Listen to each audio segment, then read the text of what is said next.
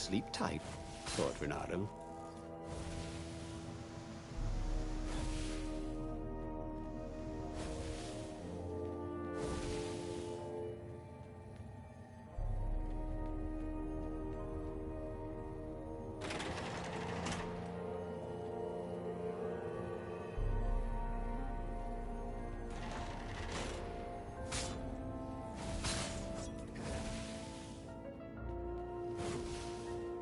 The people who had built this castle, did they even know what monstrous weapon lay hidden within their walls? The Sky River could destroy anything it touched, or so the legend said. As the Transcendent Emperor had fought the Lost Gods, thousands of thousands had died. But Renato had been through wars. The only merciful war was a short one. It was like having a pet. Well, like having a goblet for a pet.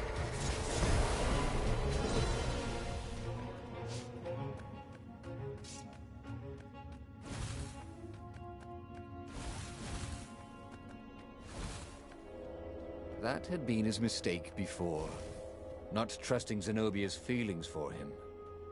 But how could he have known, after all these years of silence?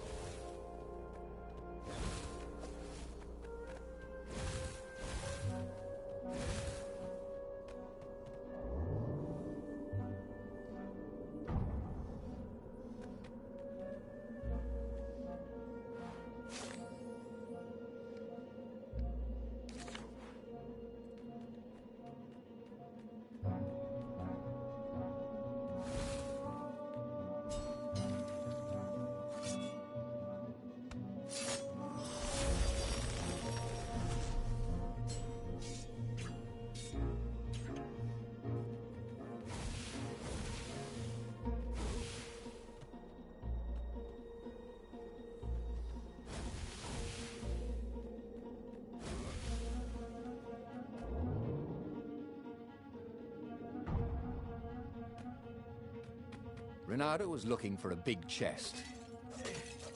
Wait, that didn't sound right.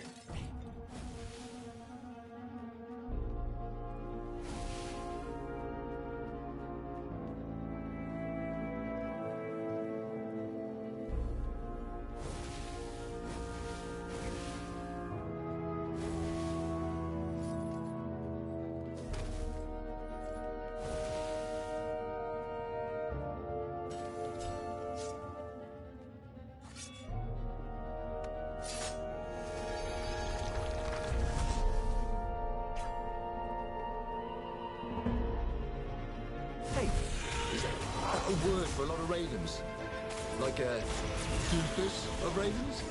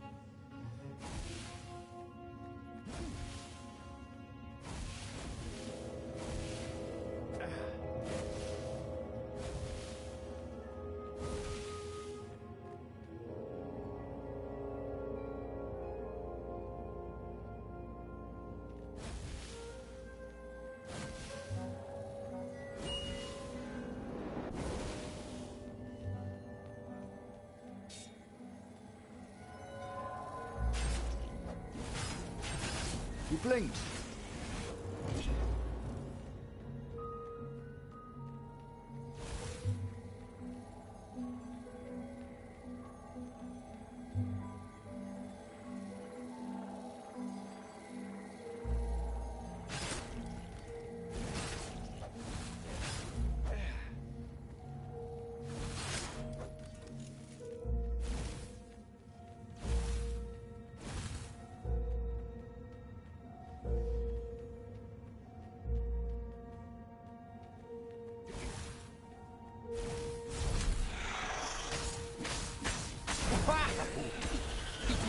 to aim it.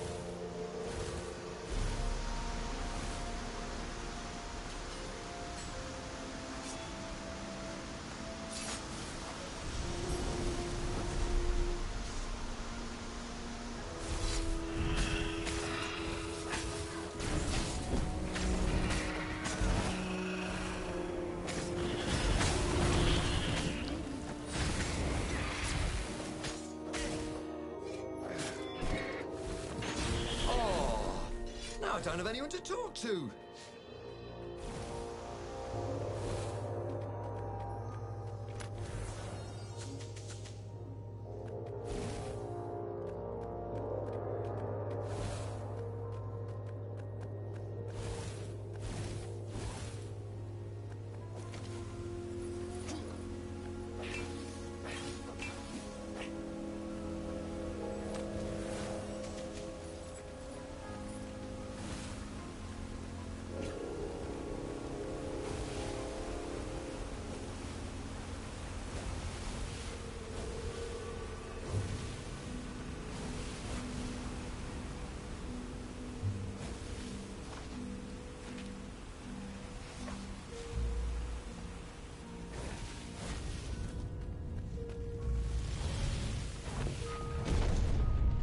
There it was. Sky Ripper's armature. The stuff that dreams are made of. Engineers' dreams, anyway. The device was intricate. No one alive had the skill to make a thing like it. How was it part of a weapon at all? He'd have to ask a scientist. But first, he'd get the second piece. Sky Ripper had a heart. A core that had come to rest on the next island. Well, there was another island he could reach. Zenobia had just invaded it with her father's Raven battalions. She must be encamped there still. But fighting Zenobia now, that made no sense at all. He'd already sacrificed one friend to get this armature, was it? He didn't need to hurry to face her. She would find him.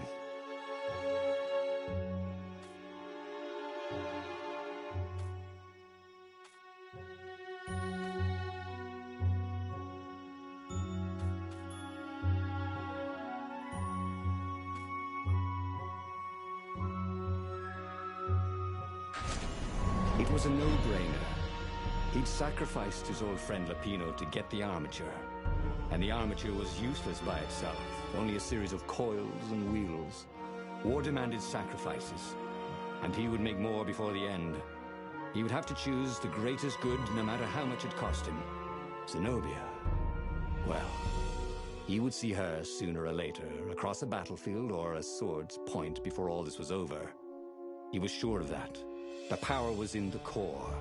Obviously, he had to get the core.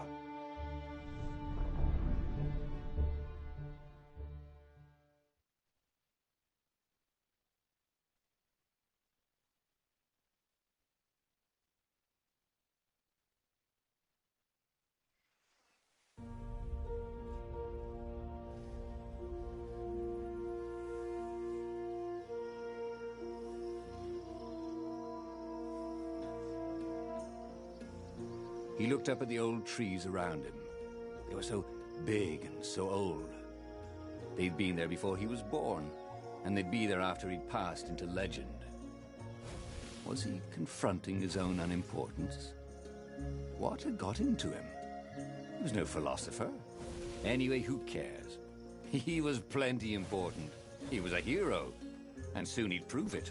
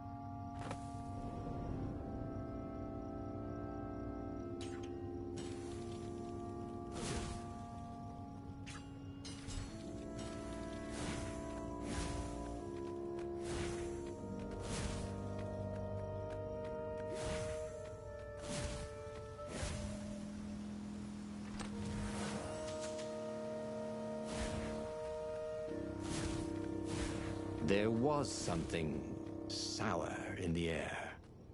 Like the earth had ruptured over something that had been fermenting for a very long time.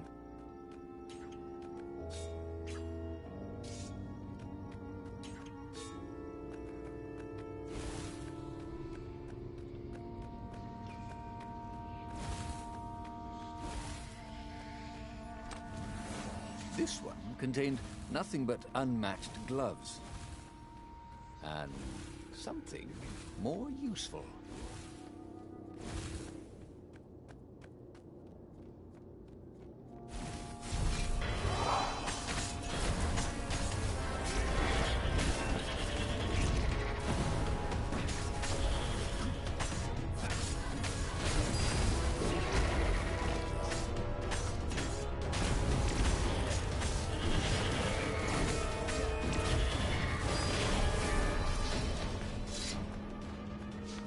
There were fewer and fewer trees.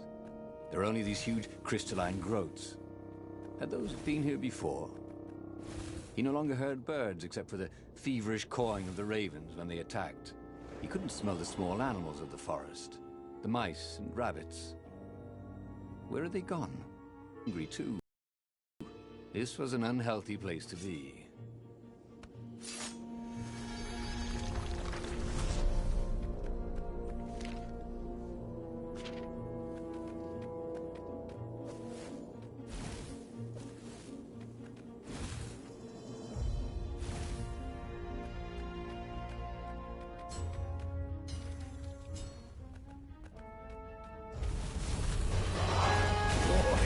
This device, you could travel at night, so long as there are ravens to set on fire.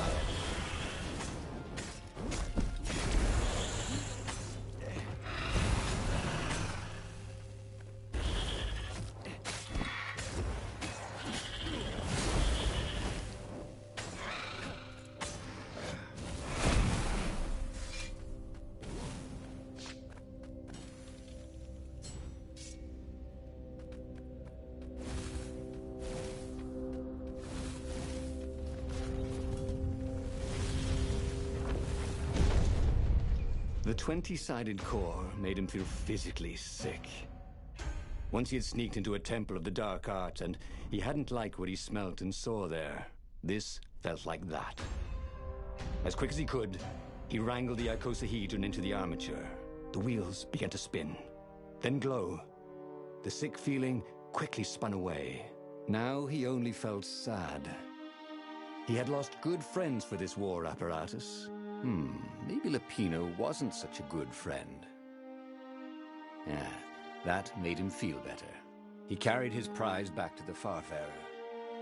Now, he had to make his next move. There was a key Imperial outpost on the Nexus. If this really was some sort of super weapon, he could use it to wreak havoc on the enemy. And if it wasn't, well, better to know that before the final battle. But maybe he should show it to some scientists first. There was an observatory on the Nexus. Maybe he should go there before he fired it.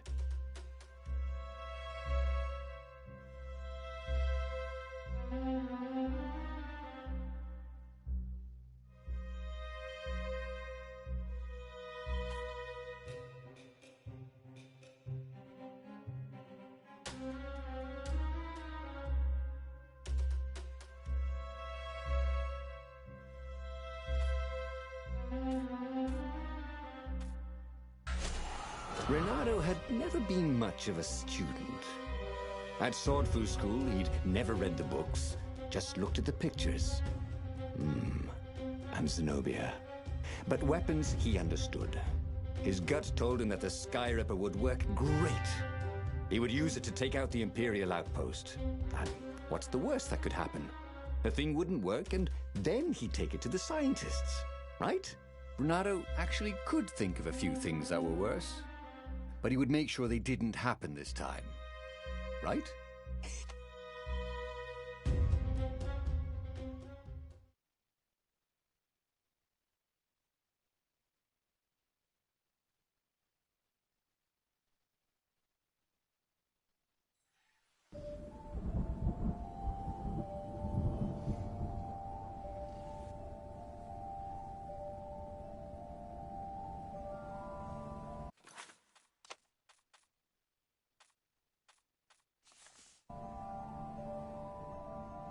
As he set out down the path, Renato wondered why the parts of the Sky Ripper had only surfaced now, thousands of years after the Transcendent Emperor had discarded it. This Emperor, Isengrim III, had performed terrible, bloodthirsty rituals to invoke the lost gods.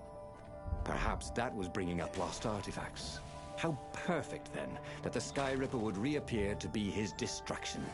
And hopefully this time, just his destruction.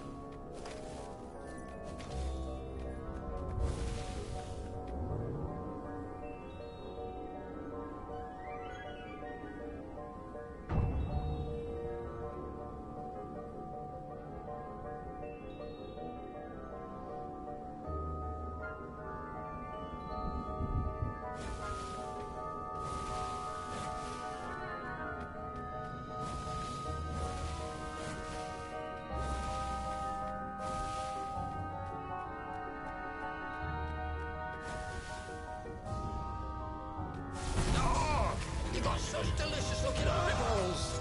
Caught the lead, Raven. Thank you, I think, said Renato. It never hurt to be polite.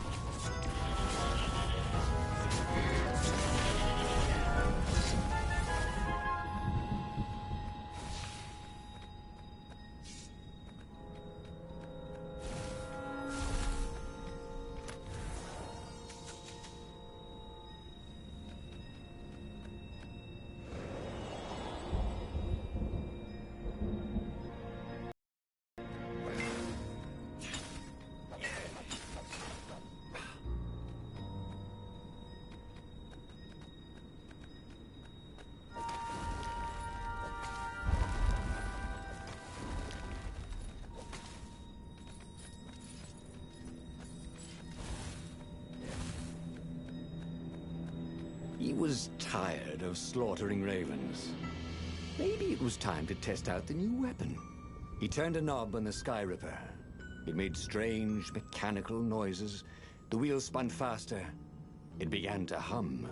The Sky Ripper was following his every step. At least it acknowledged him as the master. But there was no trigger. How was he supposed to fire it? Fire, he said. Nothing happened. Well, maybe it just needed to warm up. After all, it hadn't been fired in thousands of years.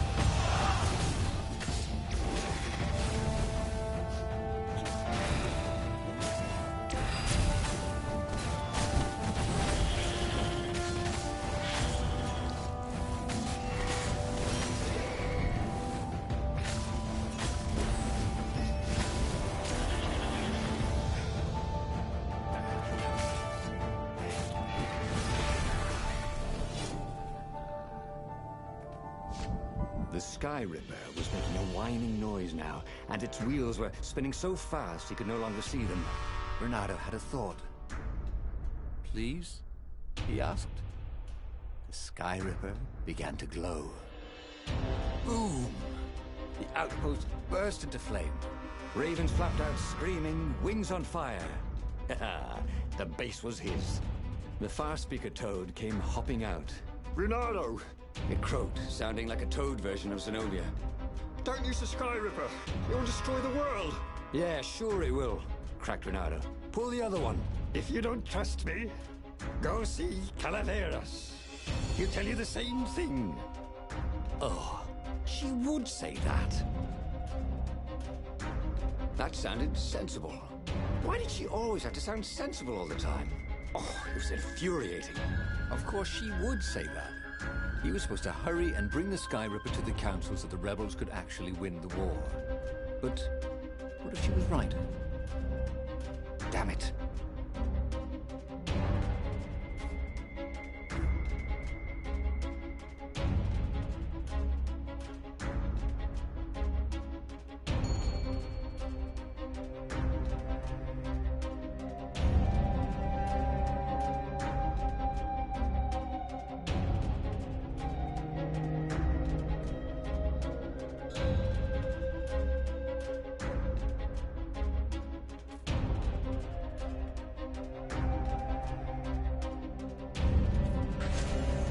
Zenobia was so frustrating.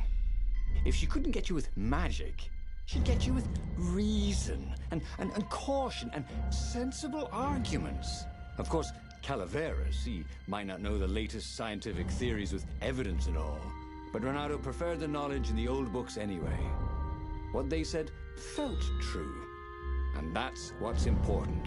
You should be careful, though. She'd probably guess he'd come here. That meant she'd probably set an ambush for him.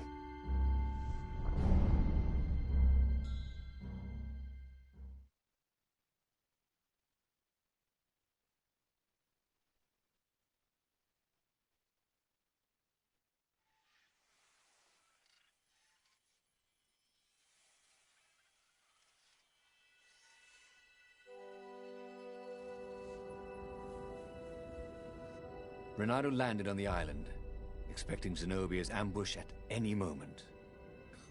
God, after all these years, she still drove him crazy. Oh, unless they were part of the ambush. The obvious reasons he was meant to see to take his mind off the ones he wouldn't see. And there did seem to be a lot of ravens around here.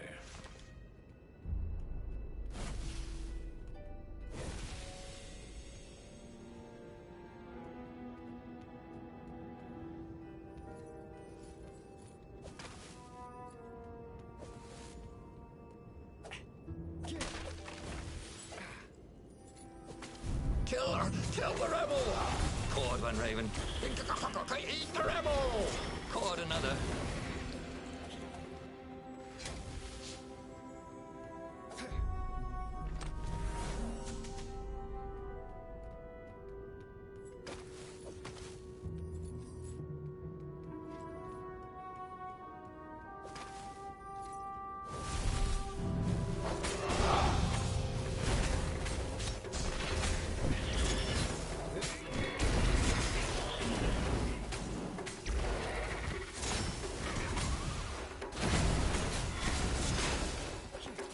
That had gone rather well, actually.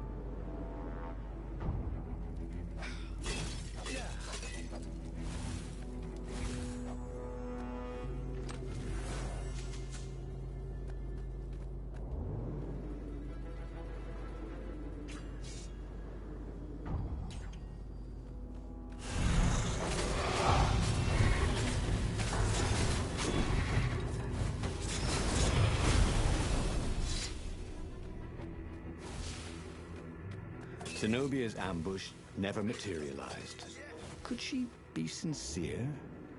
Calaveras was a great scholar. Renato doubted even Zenobia could convince him to say something he didn't believe.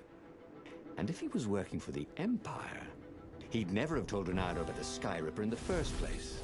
Well, he would listen to the wise old toad. But that didn't mean he had to agree.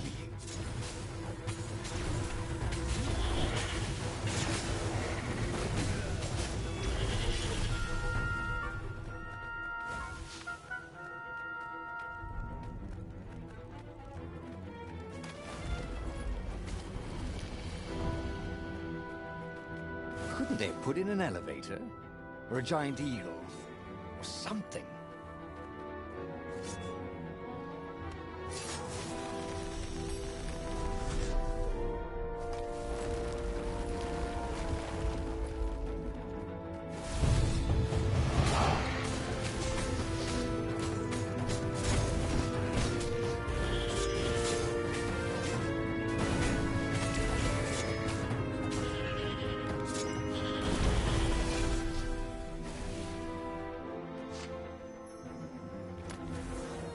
There were a lot of shiny, smooth, curved with leather, buckles, and kind of smelled,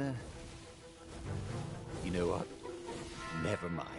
Yes, there was also ore and other useful stuff. Let's focus on that, shall we?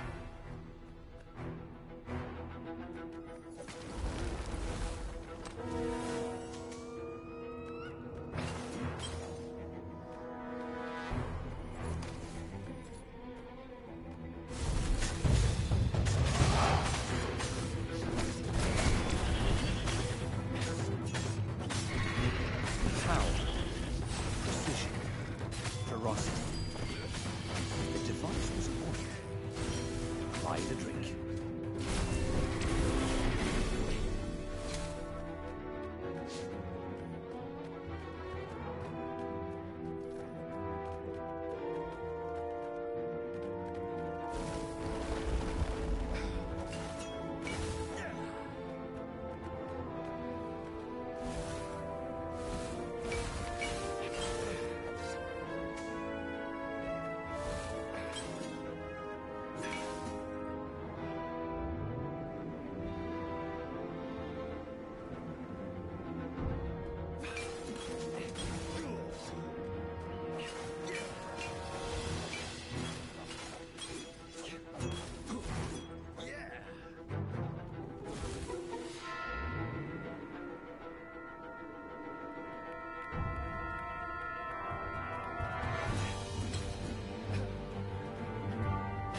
To his alarm, Renato realized that the rebels had no way of knowing he had a powerful new weapon.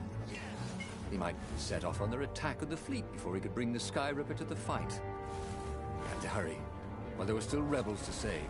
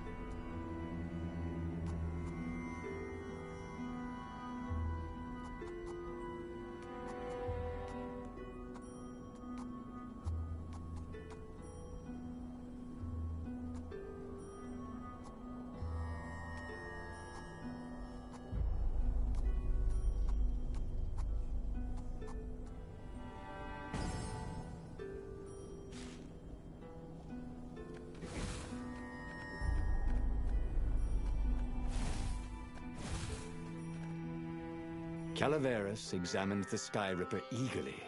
What? How often does a new relic surface? He brushed off Zenobia's warning.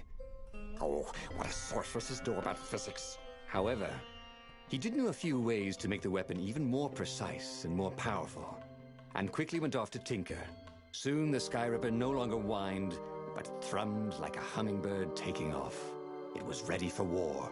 And so, Bernardo thanked Calaveras and took the legendary weapon to the final battle.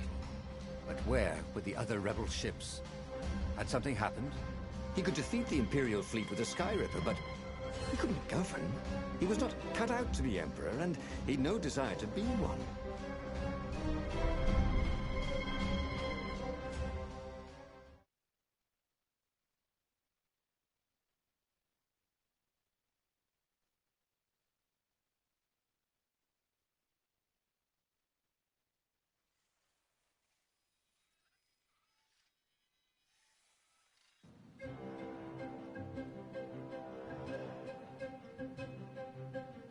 There were a few rebel ships here and there, but there was no organization to the battle. Where was the Council flagship? Something had gone terribly wrong. But he had the Sky Ripper, and the Ravens had nowhere they could hide.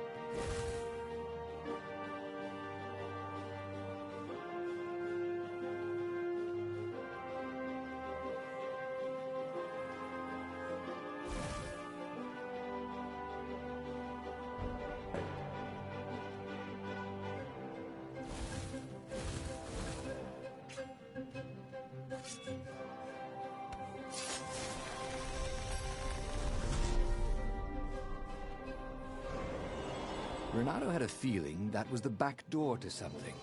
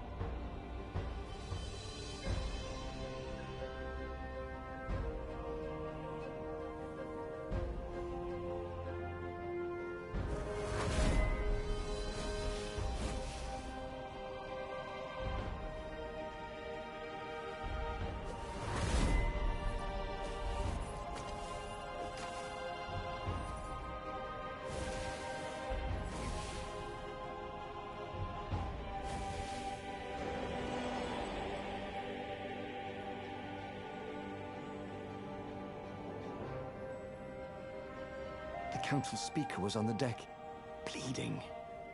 Why was she even here? They found our base, she croaked. The council, all dead. We must surrender. No, we can still win this, said Renato. I have the Sky Ripper. He would be a real hero and save the day, even when all appeared to be lost. You're a good boy, said the speaker, and then she died.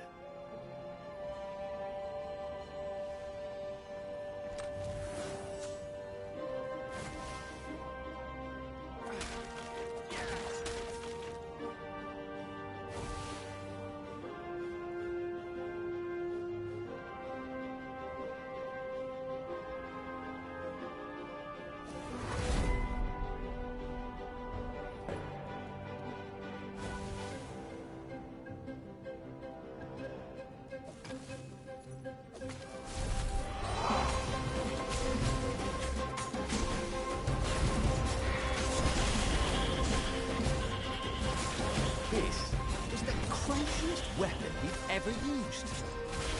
Or thought.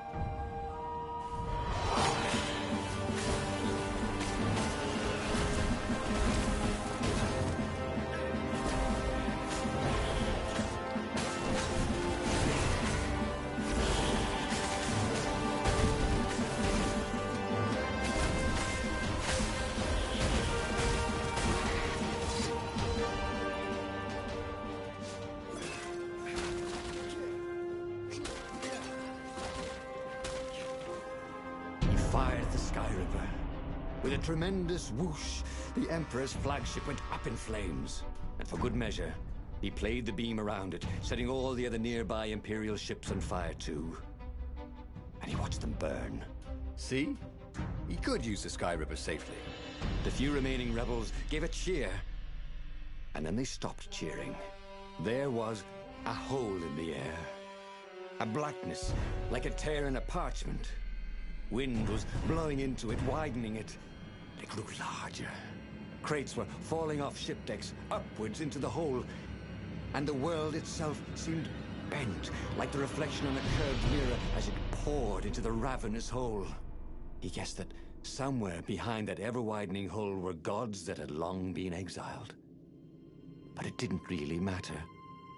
Time was done for here, and soon it was.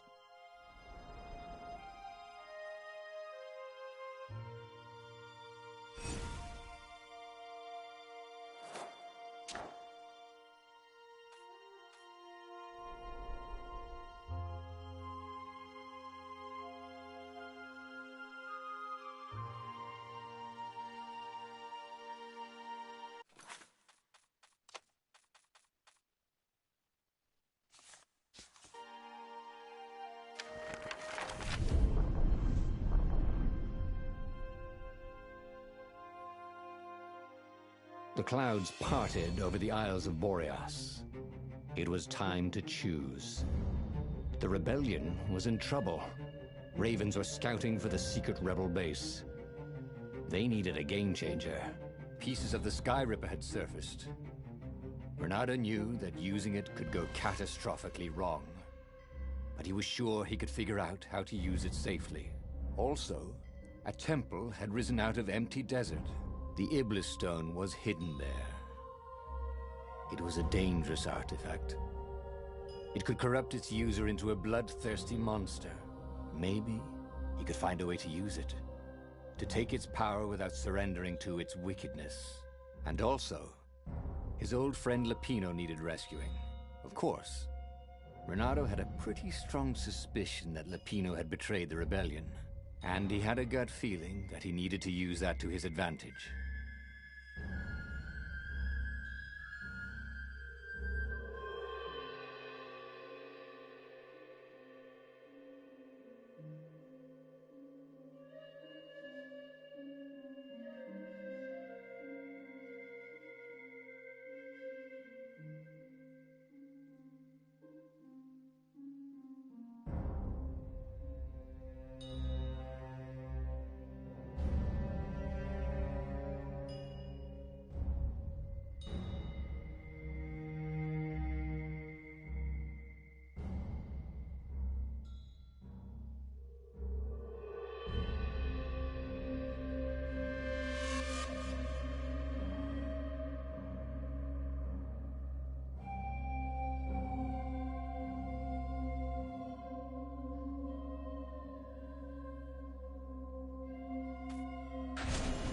Every child knew about the Sky Ripper.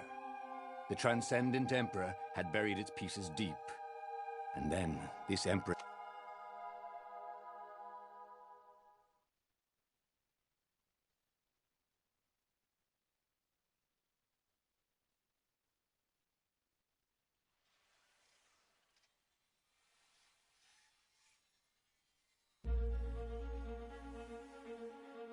As he set foot on the island, Bernardo couldn't help feeling a bit curious.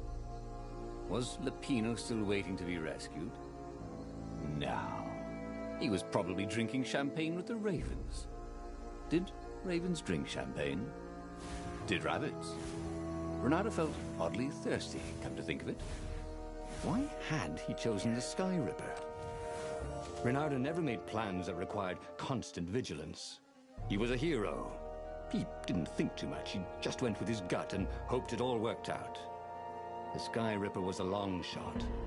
He'd have to devote himself to it. No side journeys, no rescuing old friends. That was against his nature. Could he stick with it?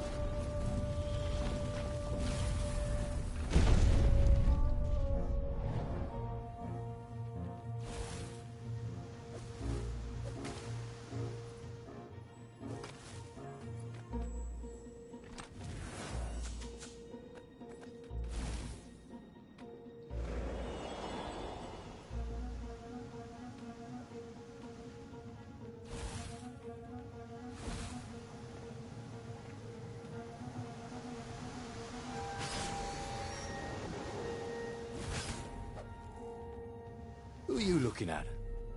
Oh, right. No one.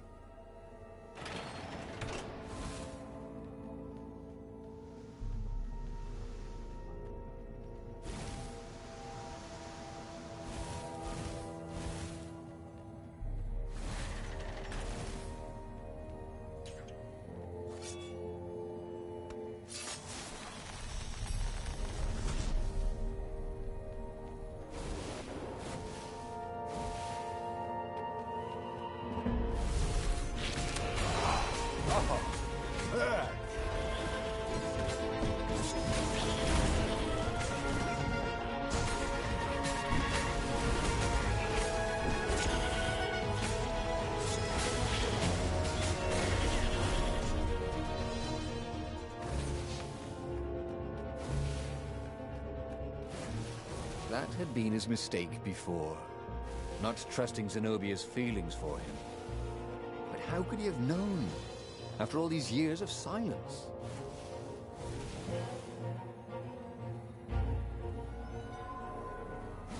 The people who had built this castle, did they even know what monstrous weapon lay hidden within their walls? The Sky Ripper could destroy anything it touched, or so the legend said. As the Transcendent Emperor had fought the Lost Gods, thousands and thousands had died. But Renato had been through wars. The only merciful war was a short one.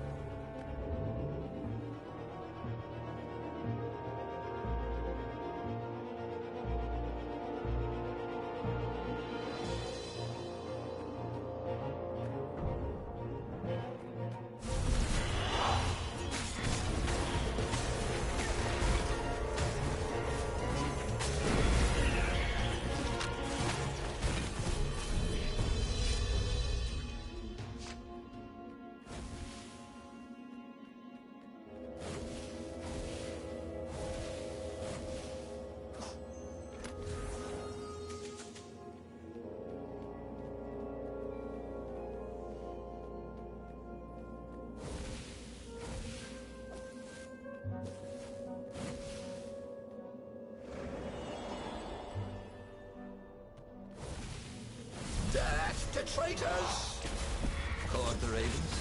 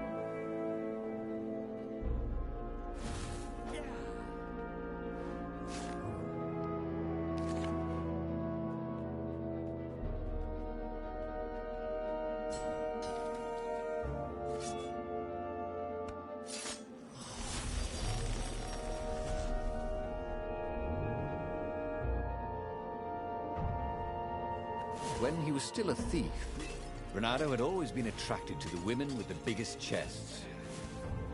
No, that's not what I meant. To rob, I mean.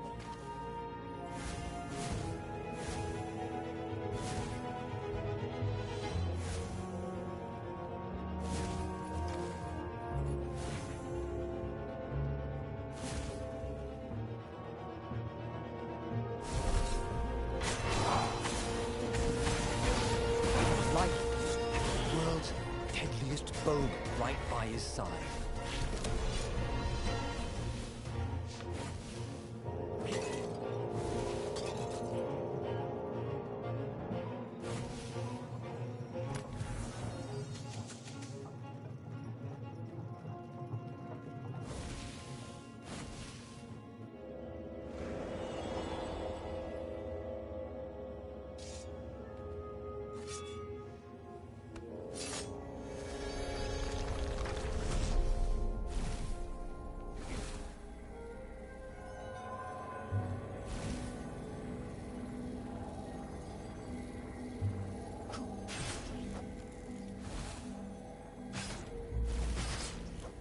Didn't your mother tell you it's rude to stare?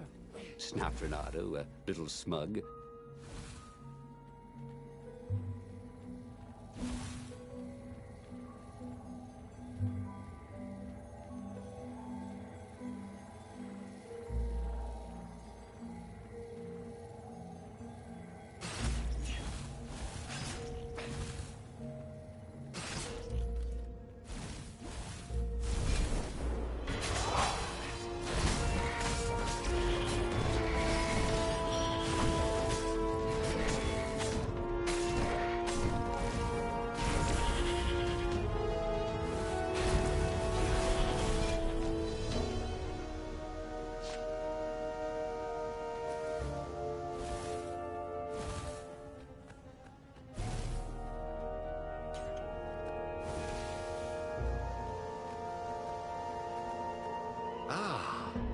Puzzle.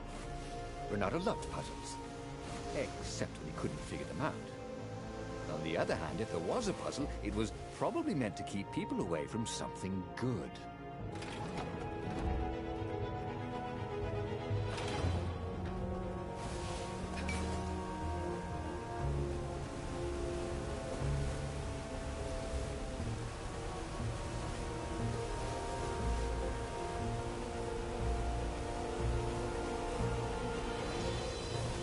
Renato chuckled.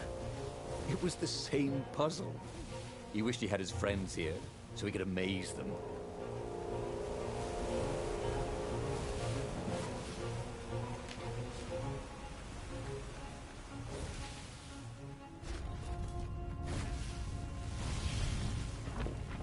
There it was. Sky Ripper's armature. The stuff that dreams are made of. Engineers' dreams, anyway. How is it part of a weapon at all? He'd have to ask a scientist. But first, he'd get the second piece. Sky Ripper had a heart. A core that had come to rest on the next island. Well, there was another island he could reach. Zenobia had just invaded it with her father's Raven battalions. She must be encamped there still. But fighting Zenobia now, that made no sense at all. He'd already sacrificed one friend to get this armature, was it? He didn't need to hurry to face her. She would find him.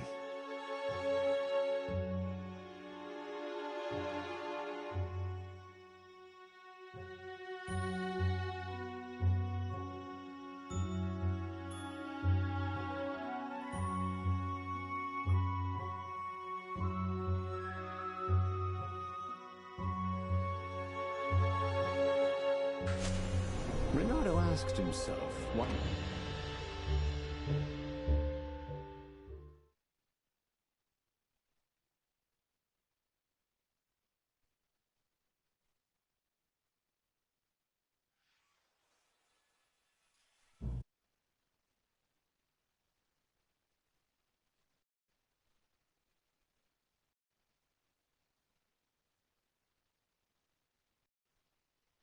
To see her, wasn't it? It had been a dozen years since Swordfu school. He'd followed every rumor about her, every scrap of news. Not that he still loved her. After all, she was his enemy. No, it was solely because, know your enemy. All right, maybe he should stop pretending. He knew exactly how she felt about him. But their love affair always ended with a tragic death. Unless maybe he could find a way to dodge tragedy. Surely he could, couldn't he?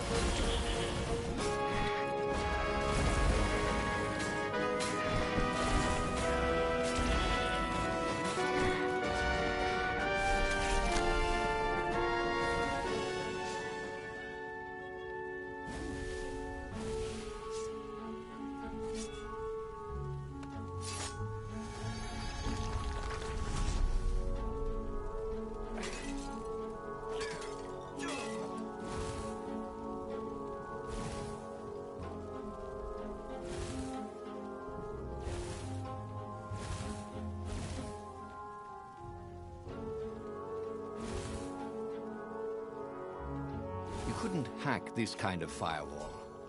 You had to warm it up to you.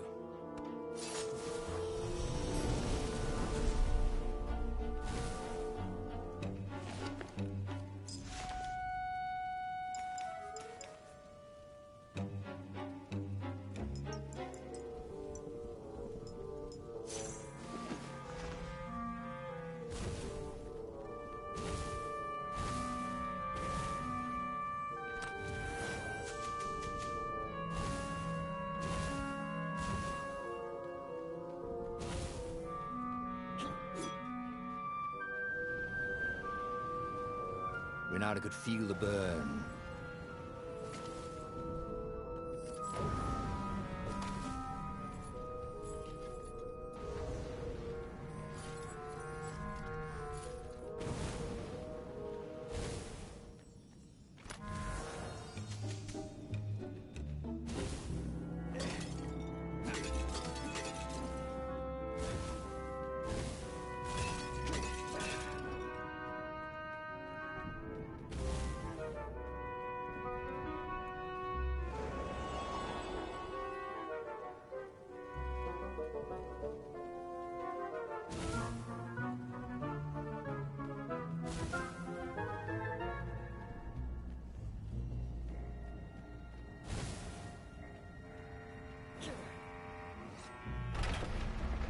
He couldn't do worse with Zenobia than he'd done with the core, could he?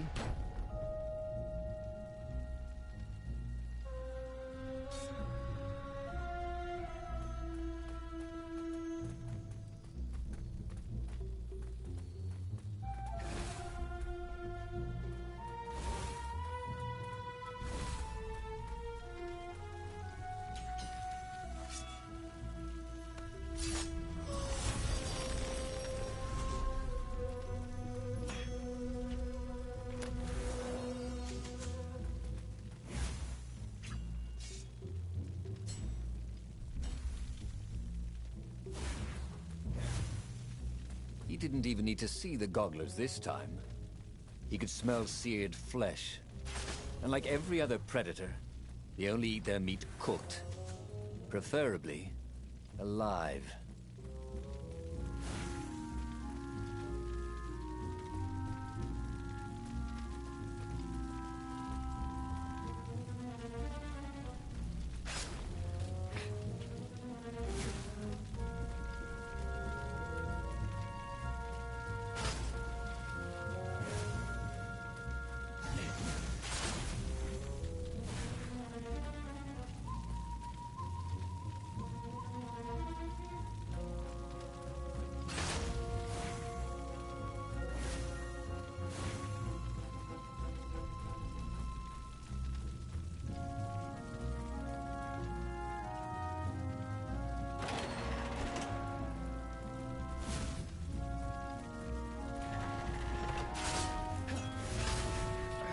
Anyone ever tell you have a lovely eye?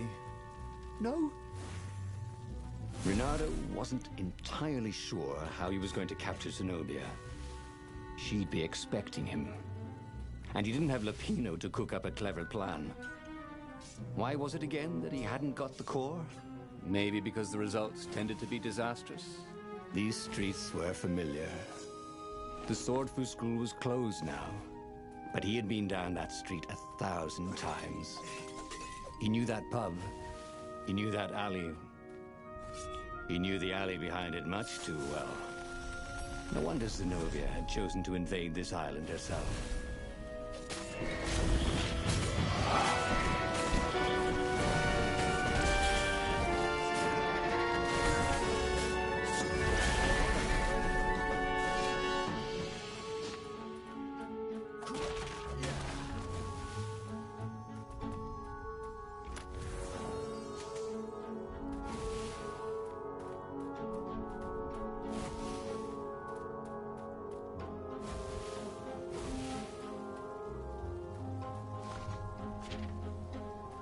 What are you guys dressed up as for Halloween? Just wondering.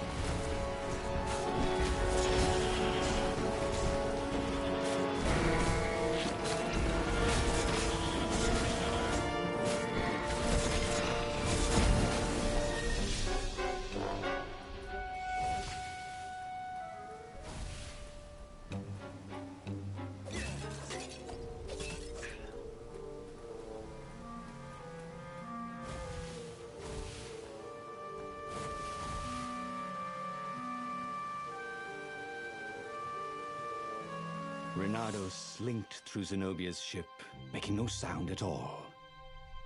Where were her guards? Finally, he reached her bedroom. She was curled up on her bed. Oh, he'd forgotten how beautiful she was. How sleek, how soft. He tapped her on the shoulder with his sword. She vanished.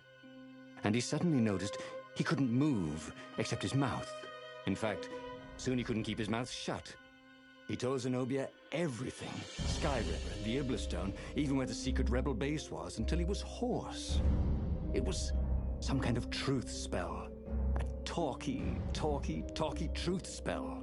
She called her father by Farspeaker Toad and filled His Majesty in. But why didn't he get the core? Croaked the Farspeaker in something like His Majesty's croak. Because I missed you, darling. Reynardo grinned. He doesn't even know why, frowned Zenobia. That makes no sense.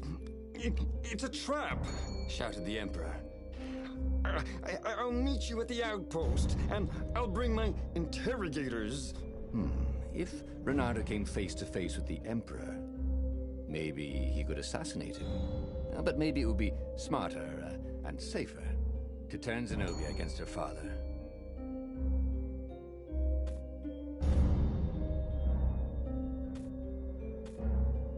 You're lying, she said. Somehow you're lying. The spell hadn't worn off yet.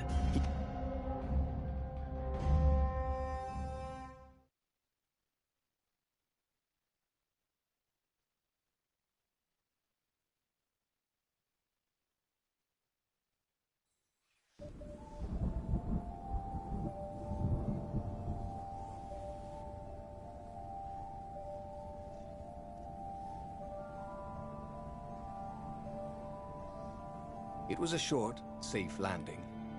At least this part of the Nexus hadn't changed too much. Zenobia had been taking him to the Imperial outpost. She'd never expect him to go there by himself. Well, maybe she would. You never knew with her.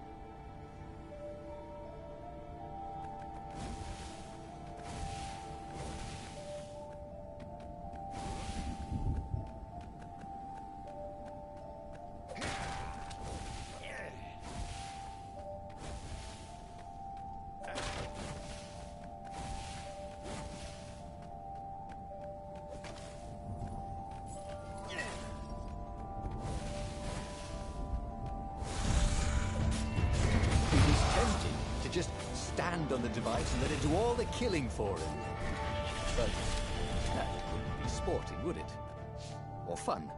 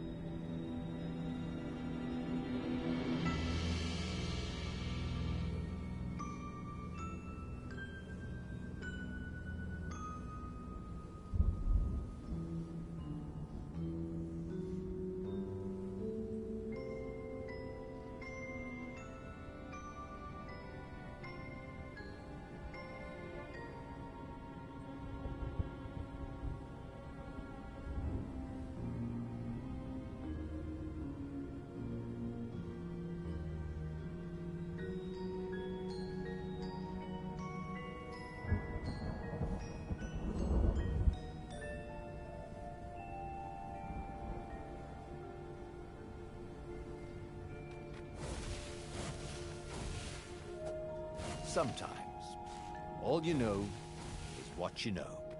You know?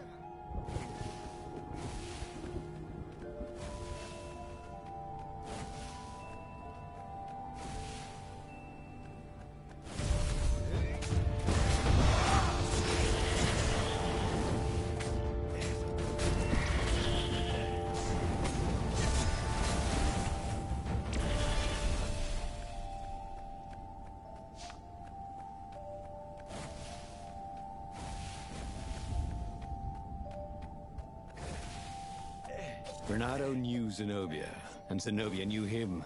She'd suspected a trick. Now he'd vanished. She would probably guess that was his plan all along. Perfect. Maybe she wouldn't use the Sky Ripper. At least not without taking it to the scientists at the observatory first. Meanwhile, the Emperor would be coming to the outpost personally. This could be good.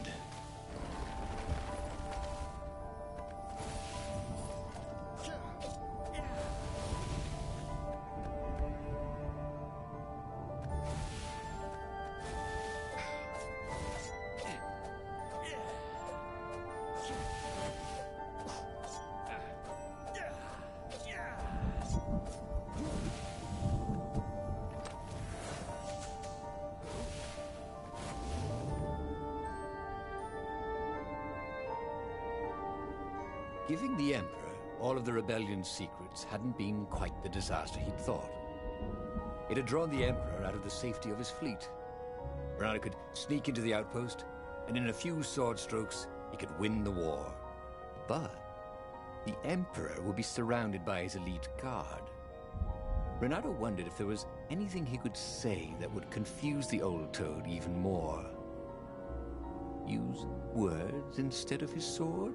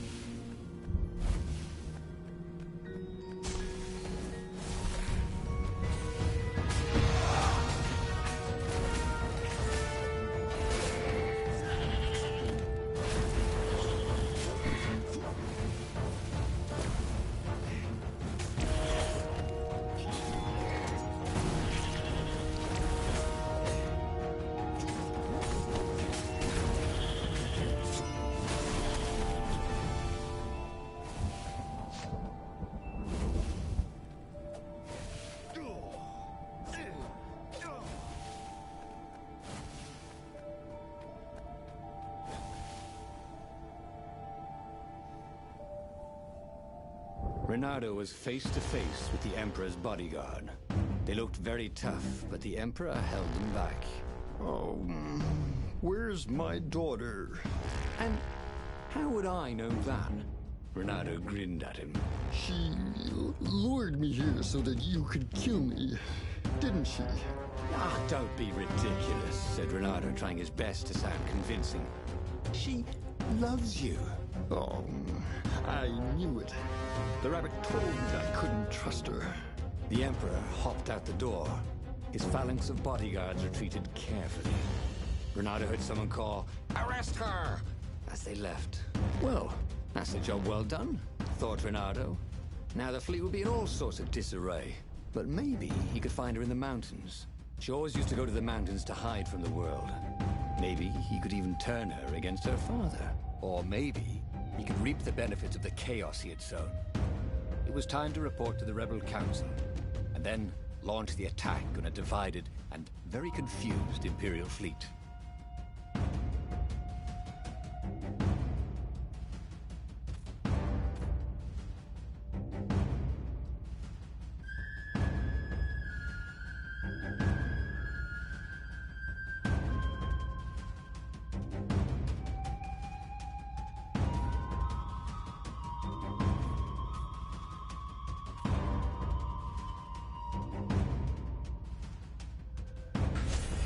Renato felt very clever indeed. He'd told the Empire nothing but the truth, and now they suspected everything and everyone. So, why are you going to see Zenobia? He asked himself. It's not just a gloat, is it? No, of course not. Not turning her against her father was good. It was very good. If she would actually join the rebels, that would be spectacular, right? That was definitely what he was doing.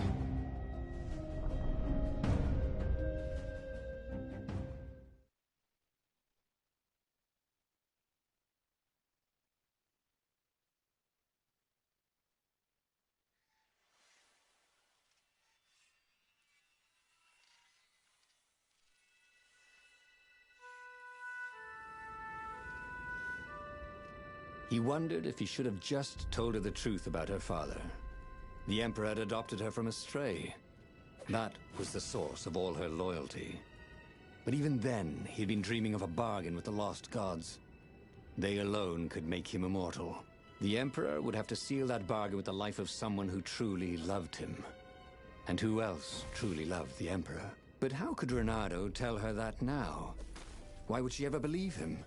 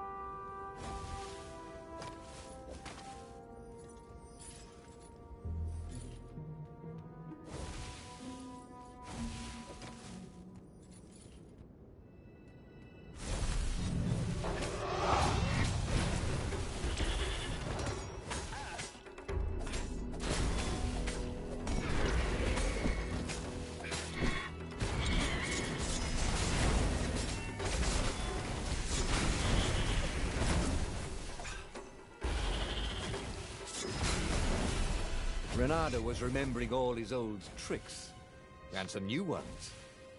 Now, he really ought to ask for a raise.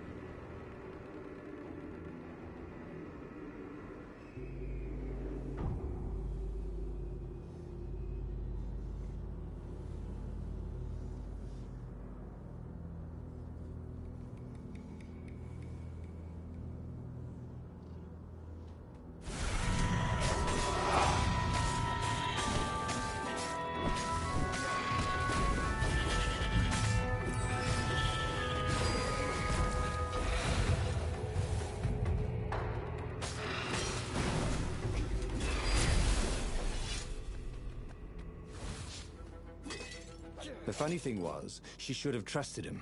He told her the truth, the whole truth, and nothing but the truth. Oh, all right. The truth was, he'd played her like a fiddle. And how often had he ever done that? She was so smart. Smarter than him, really.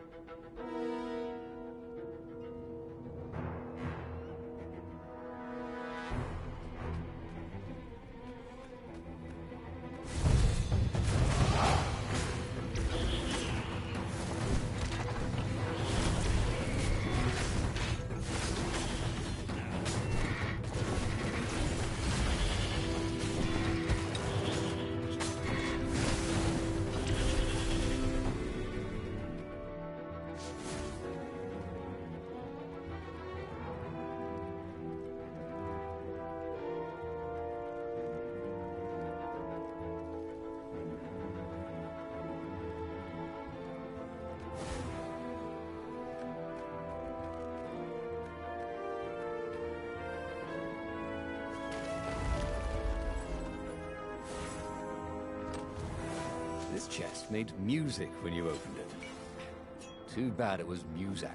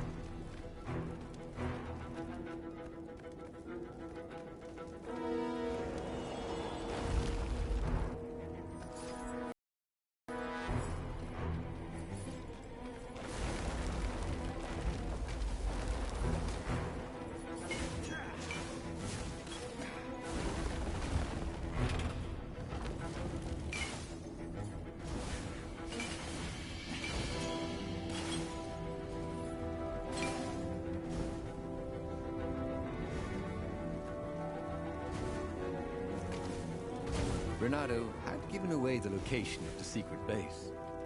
Fortunately, the Emperor thought it was all a trap. He even mistrusted his own daughter. Renato couldn't have done better if he'd planned it.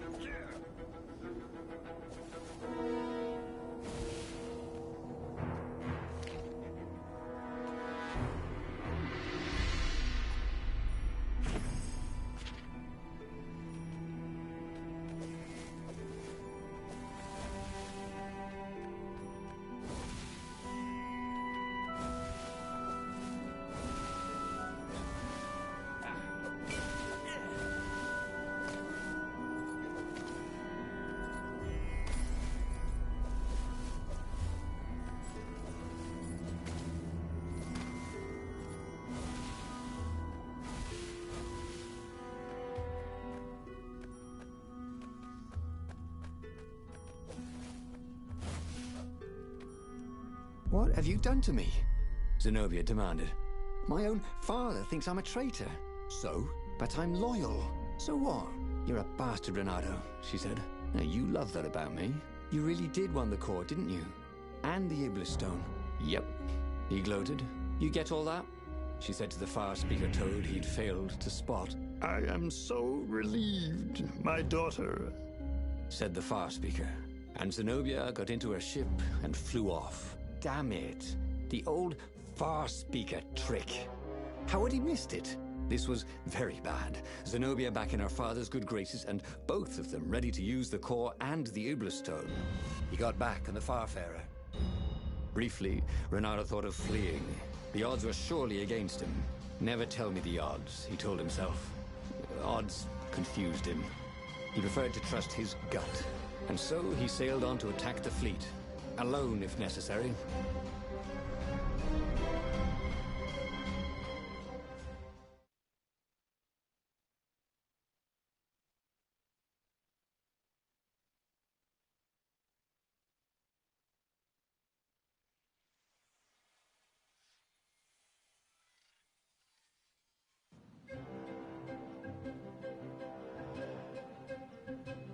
There were not many rebels here, and they were disorganized. The Empire had obviously attacked the secret base, the formerly secret base whose location Renato had so helpfully pinpointed on a map. There was still time to turn around, wasn't there? But Renato hated turning around. Heroes don't turn around, they just own their screw-ups and turn them into impossible victories, right?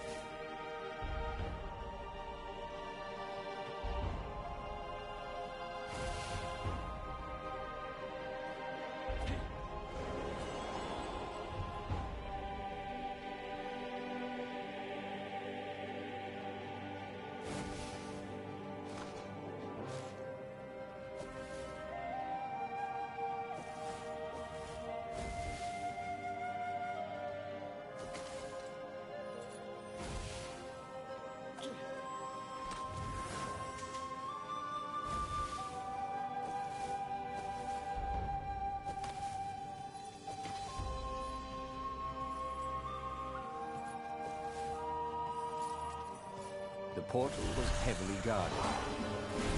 Let's go someplace they really didn't want him to go.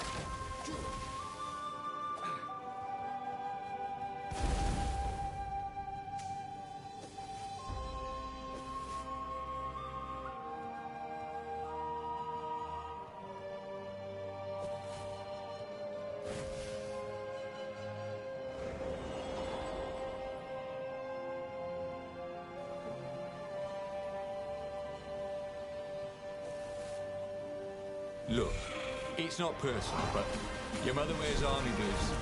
On her ears.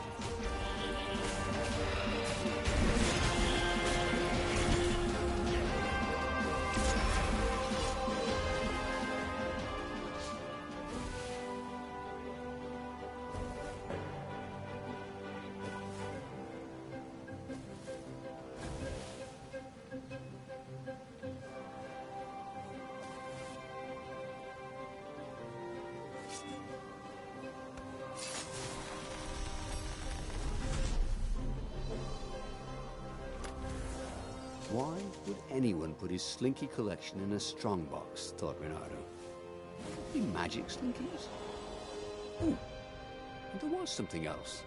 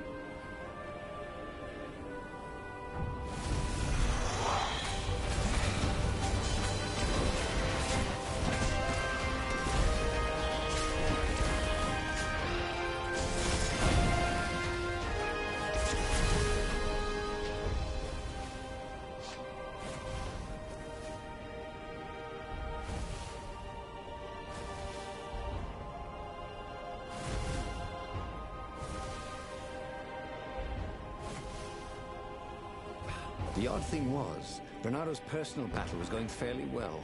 The Ravens immediately in front of him were no quicker or tougher than usual. Where was the power of the core, blasting him off into the abyss? And where was Zenobia? She must be up to something. But whatever it wasn't his problem. Not yet, anyway. It was all going surprisingly well.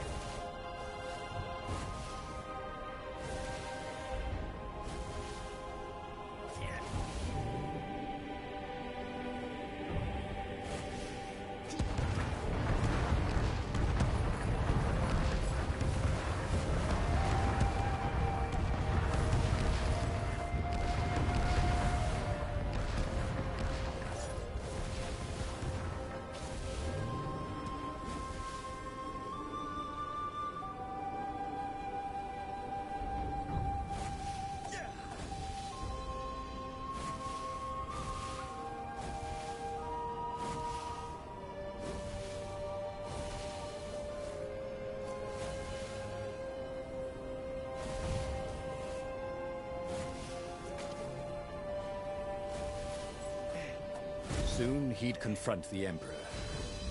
Funny that this whole war had come about because the Emperor feared death. And now it was coming for him. There was some sort of lesson there, wasn't there?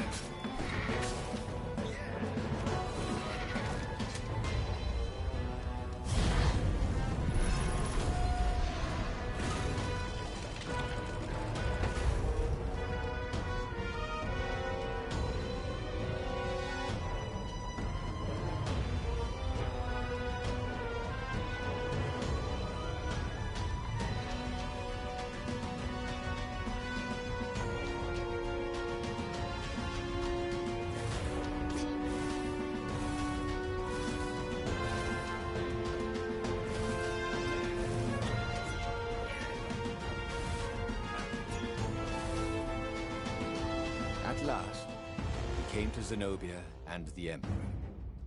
She was sealing up a kind of squat coffin, banded with lead. So glad you're here. Croaked the Emperor. You will be witness to my final victory. That's creepy, Dad, said Zenobia. But thank you. Because of your shenanigans, we tested the core. It's really unstable. It could have blown us all up. It could, said Renato, a little frustrated that she'd figured it out. Anyway, we already destroyed your secret base, so we don't need a super weapon. We're just going to bury it. Do we, torture you? Or give you a medal?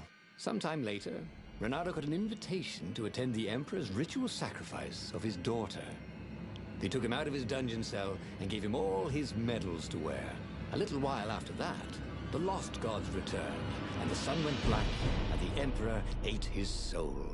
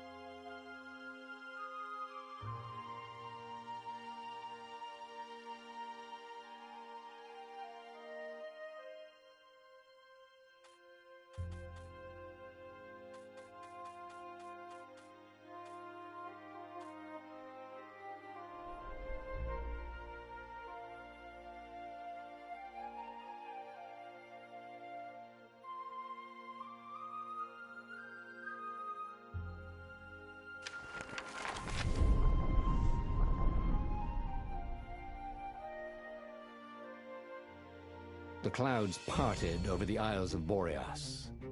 It was time to choose. The rebellion was in trouble. Ravens were scouting for the secret rebel base. They needed a game changer. Pieces of the Sky Ripper had surfaced. Renato knew that using it could go catastrophically wrong. But he was sure he could figure out how to use it safely. Also, a temple had risen out of empty desert. The Iblis stone was hidden there. It was a dangerous artifact. It could corrupt its user into a bloodthirsty monster. Maybe he could find a way to use it, to take its power without surrendering to its wickedness. And also, his old friend Lupino needed rescuing. Of course, Renato had a pretty strong suspicion that Lupino had betrayed the rebellion, and he had a gut feeling that he needed to use that to his advantage.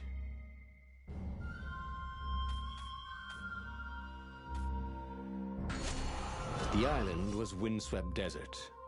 No one went there except ostriches and ostrich hunters. The Iblis Stone. It would whisper promises in his ear, offer him power for blood. But this time, Bernardo was sure he could master it. And so, Bernardo went ostrich hunting.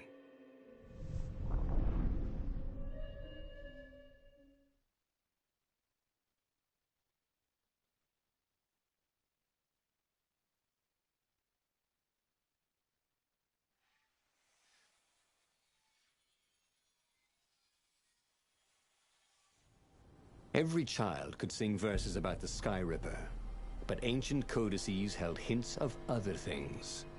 A stone that ate souls, a ruby that drank blood, a jewel only a righteous man could give away. Were all these things the Iblis Stone? Long hidden in the buried temple? Another ancient item that was only resurfacing now? Drawn up from the deeps by the Emperor's horrific rituals?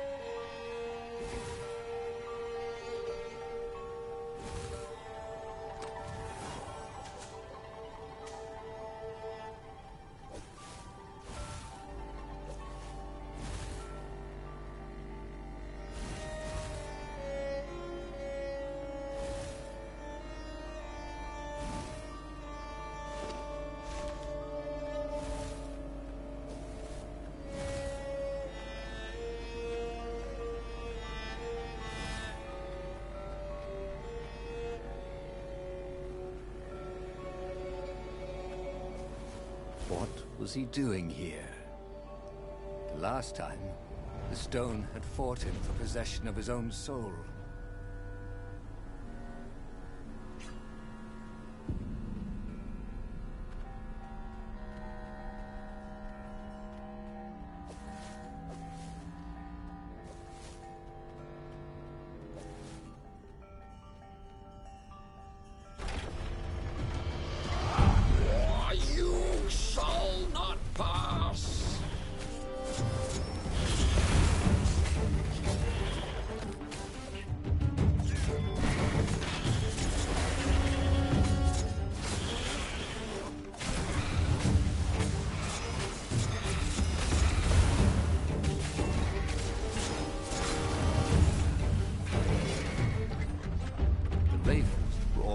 Here, cawing in frustration. They were still searching for a way in. Good. Then he hadn't come too late.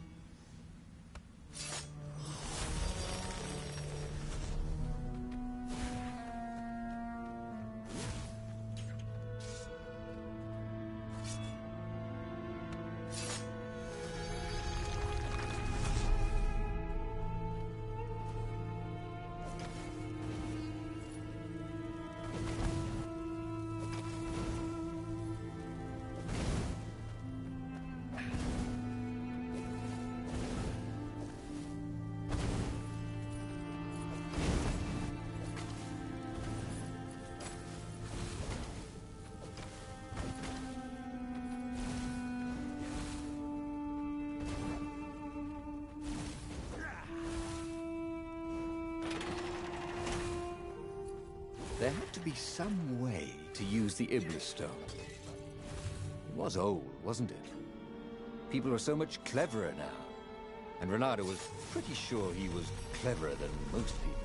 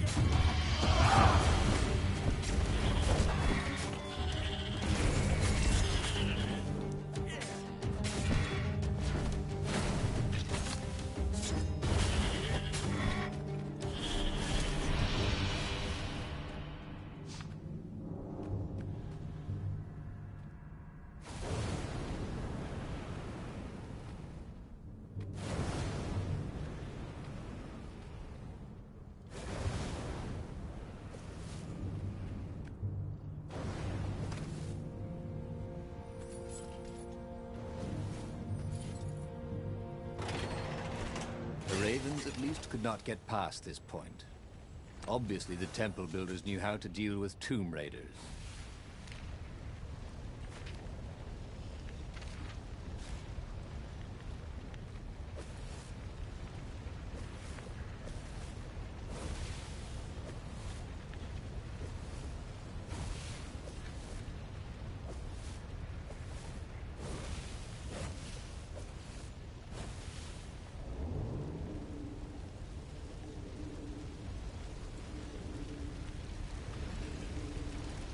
This wasn't actually such a hard puzzle, come to think of it.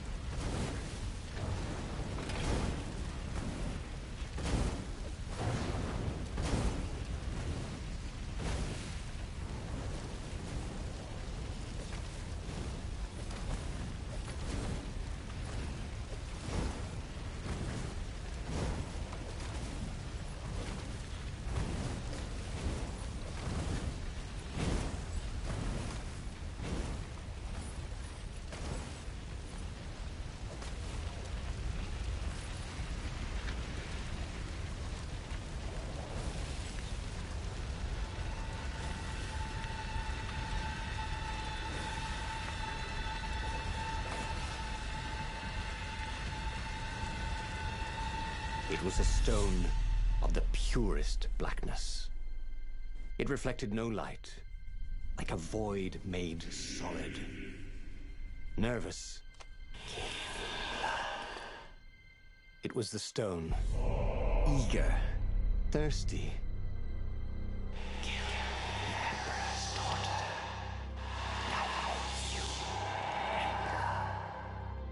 That seemed tempting and terribly wrong. Zenobia was the Emperor's greatest general and a potent witch. But they had been close once, and he had a sneaking suspicion the gem would try to control him. Why not capture the core of Sky Ripper instead? It was the eye of a lost god torn out by the transcendent Emperor to power his greatest weapon. Look to the core, said the stone anxiously. But even though Renato knew how evil the gem was, he had a clever plan for dealing with it.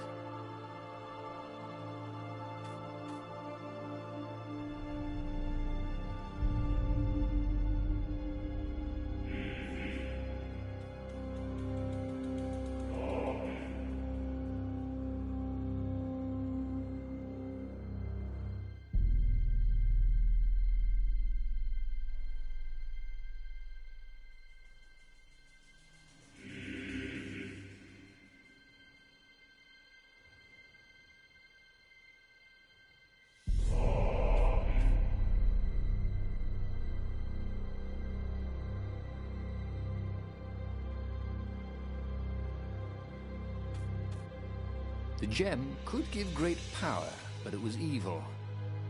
But Reynardo had a plan. He would divide the stone into the power half and the evil half. He sought out the sage Calaveras. Oh, you need a mirror of splitting. Croaked Calaveras. I can make one.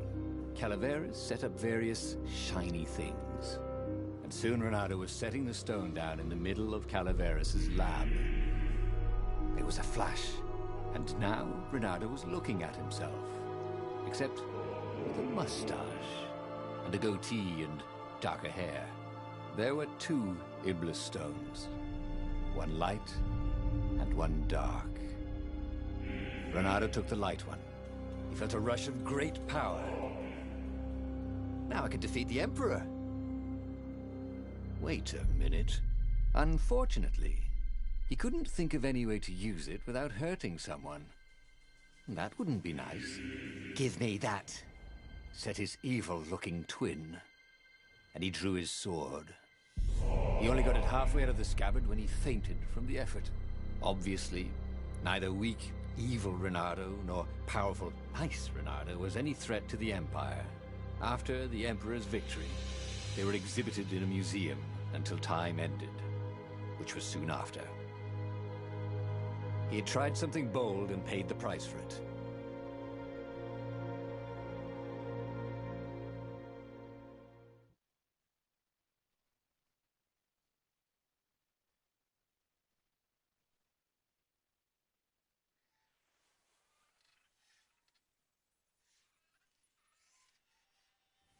Every child could sing verses about the Sky Ripper, but ancient codices held hints of other things.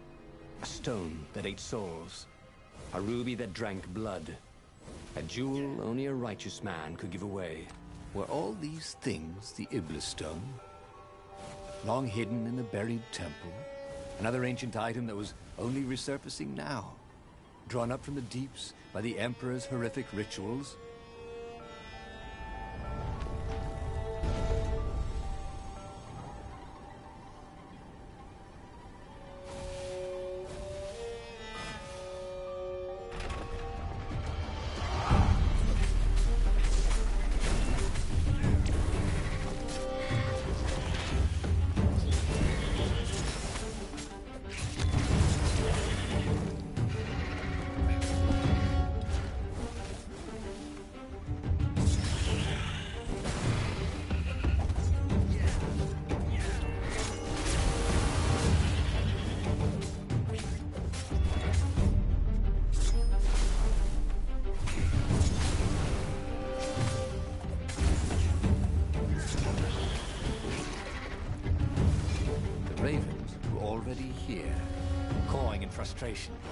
They were still searching for a way in.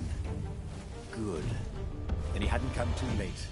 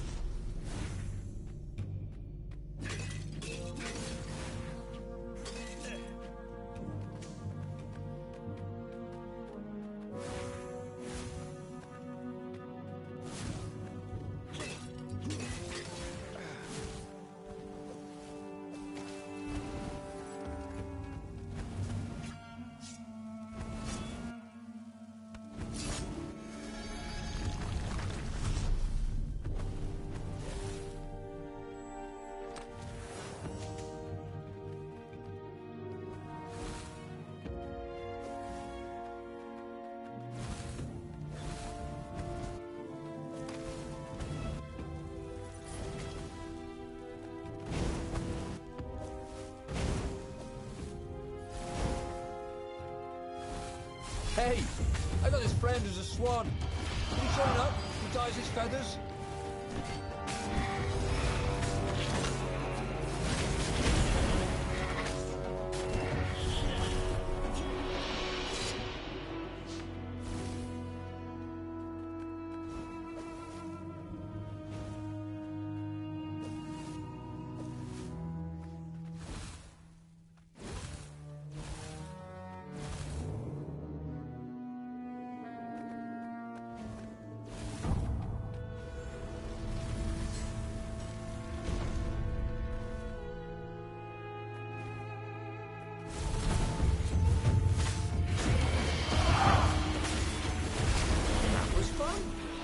Do this again sometime.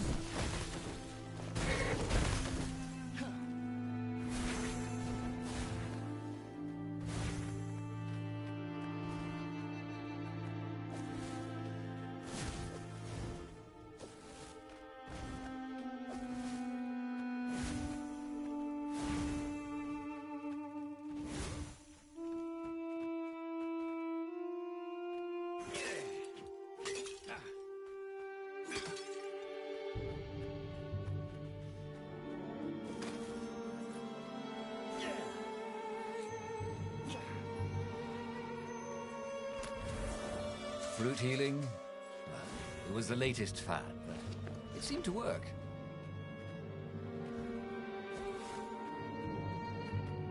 There had to be some way to use the Iblis stone. It was old, wasn't it? People are so much cleverer now. And Renato was pretty sure he was cleverer than most people.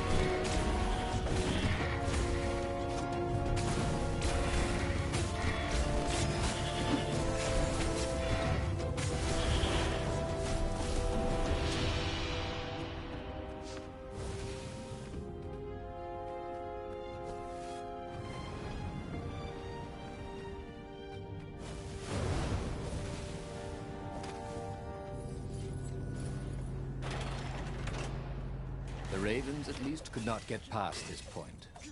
Obviously, the temple builders knew how to deal with tomb raiders.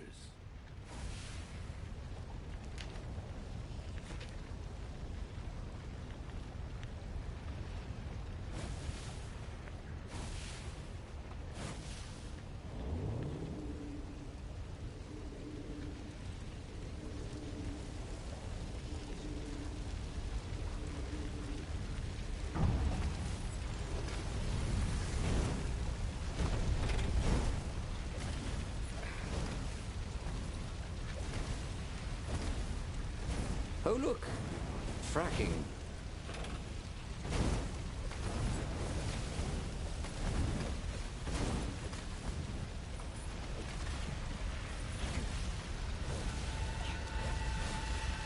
It was a stone of the purest blackness.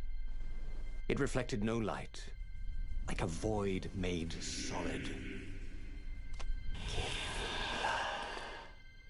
It was the stone. Eager, thirsty.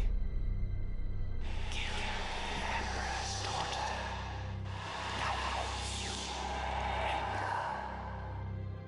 That seemed tempting and terribly wrong. Zenobia was the Emperor's greatest general and a potent witch. But they had been close once, and he had a sneaking suspicion the gem would try to control him. Why not capture the core of Sky Ripper instead? It was the eye of a lost god, torn out by the transcendent Emperor to power his greatest weapon. "Not the core," said the stone anxiously. But even though Renato knew how evil the gem was, he had a clever plan for dealing with it.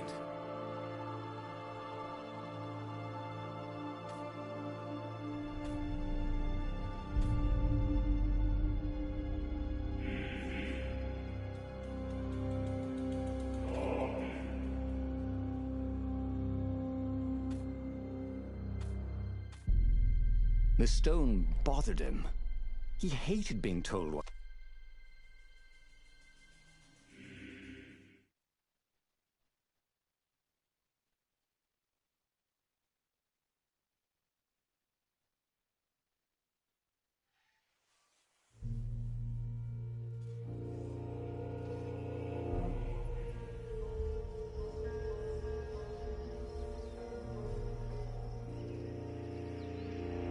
The moment he landed the Farfarer, Renato had a rare feeling of regret.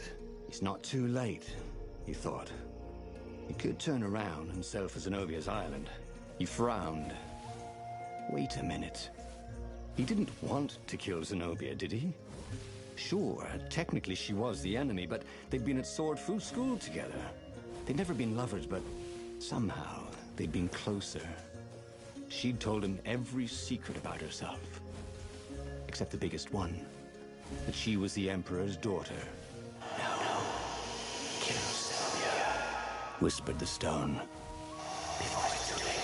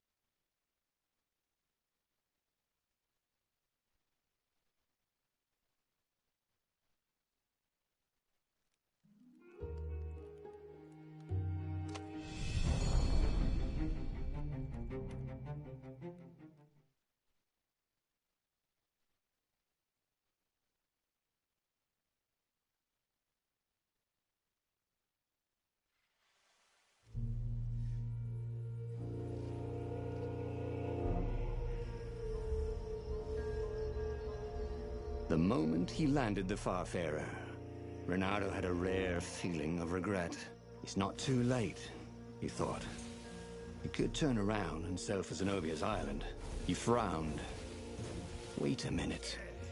He didn't want to kill Zenobia, did he? Sure, technically she was the enemy, but they'd been at sword fu school together. They'd never been lovers, but somehow they'd been closer. She'd told him every secret about herself. Except the biggest one. That she was the Emperor's daughter. No. Kill Sylvia, whispered the stone. Before it's too late.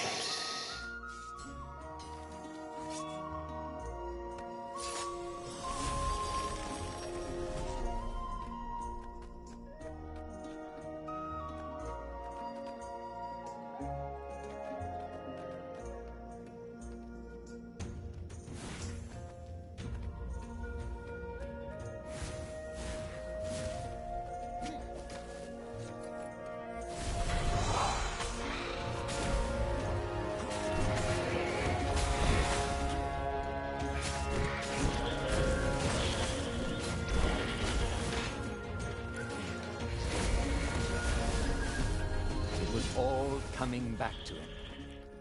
He wondered what he'd remember next.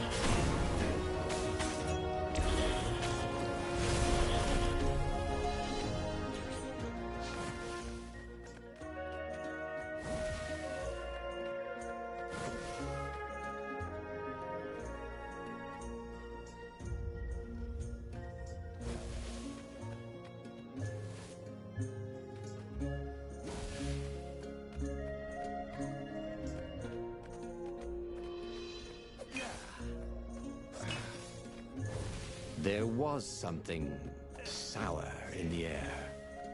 Like the earth had ruptured over something that had been fermenting for a very long time.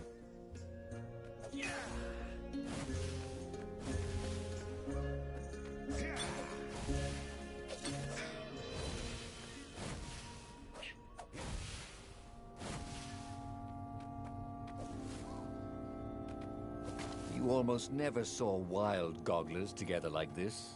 The toads had to train them not to peck each other to death.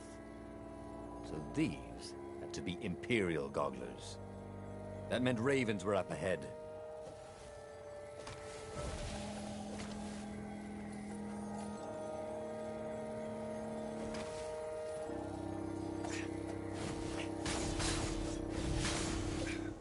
Ha!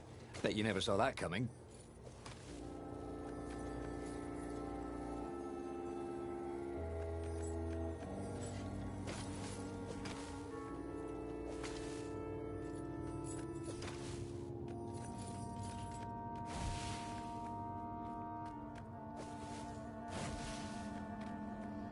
The stone hadn't lied about what it could do for him.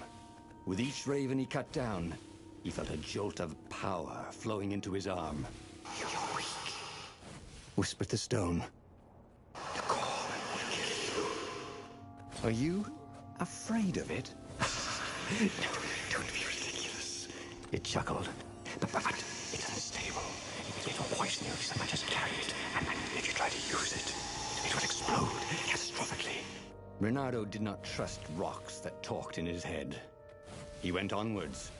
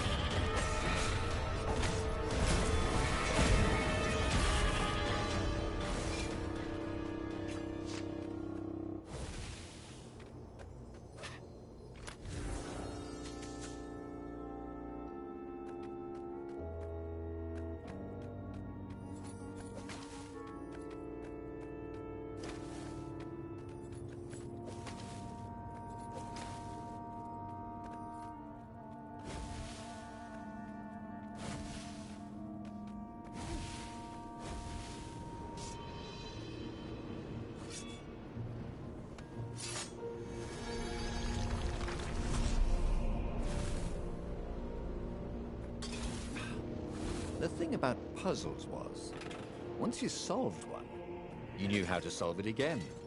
Puzzles had no, what was the word? Replayability? Renato wondered if you could design a puzzle that would be different every time you played with it. Wouldn't that be fun?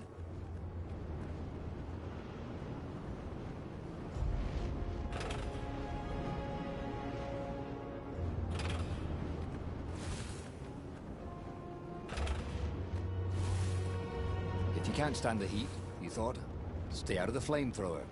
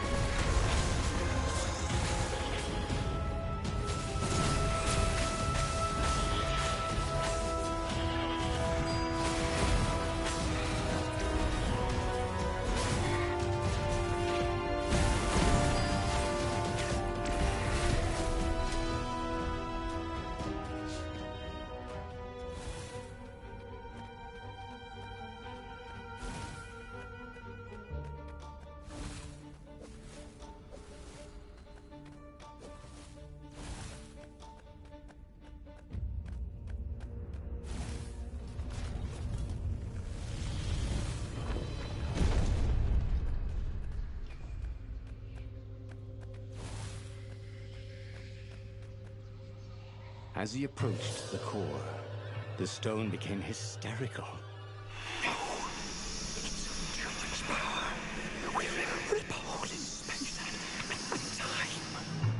He had a sudden vision of plunging his gauntlet into the core and dying in anguish. That wasn't his vision, was it?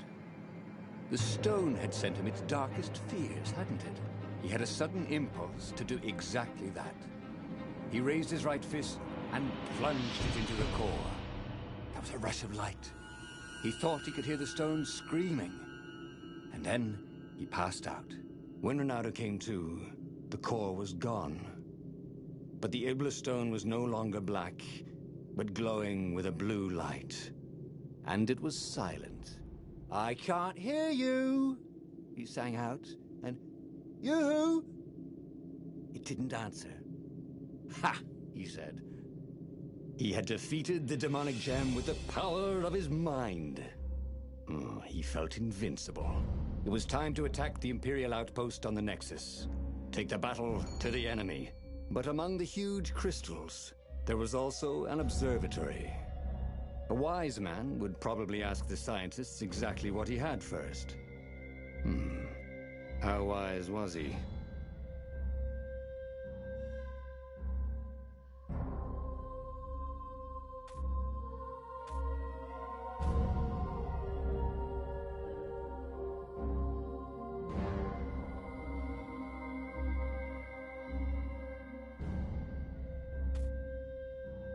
As the Farfarer made its way toward the Nexus, Renato watched sparks fly out of the core. The Iblis stone sucked them in hungrily. You'd think the stone would want this kind of power, wouldn't it? Thought Renato. Well, the scientists would explain it all. This time, Renato was sure he'd figured out how to use the core safely.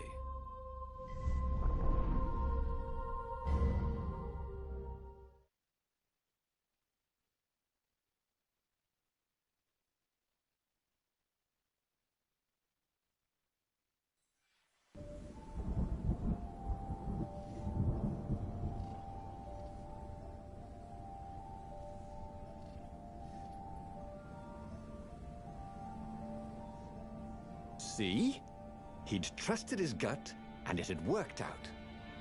That's what it meant to be a hero. To ignore the naysayers and the oddmakers, and do what you knew was right, and have it turn out to be the right thing. Well, he wasn't worried. Once he got to the observatory, the scientist toads could explain it. Then he could carry the war into the enemy's camp and destroy them all. Oh dear, he was getting a little bloodthirsty, wasn't he?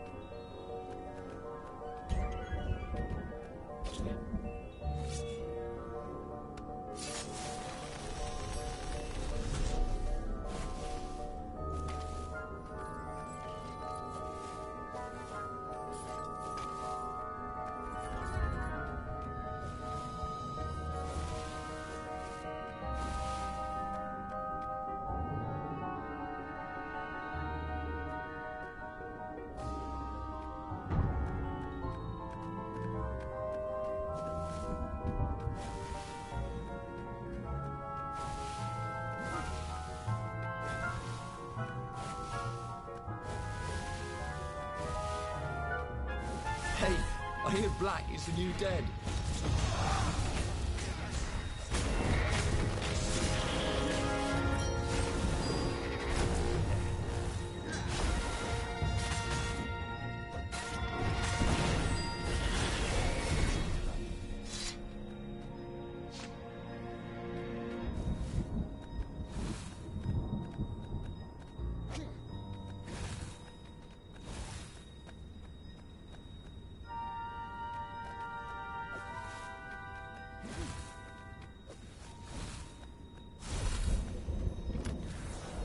Odd that they never locked these things.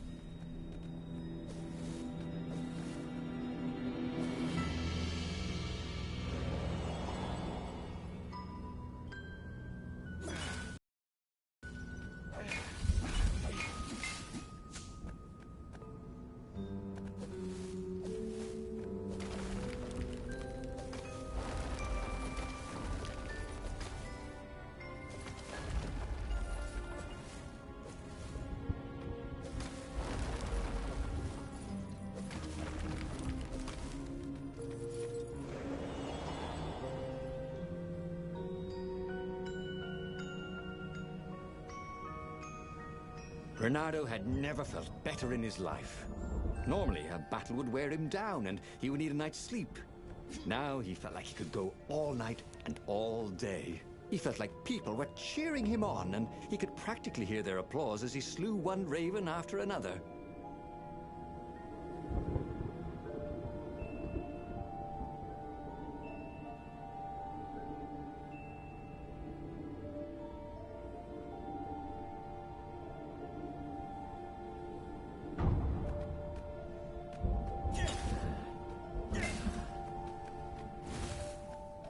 The Iblis Stone and the Sky Ripper Core.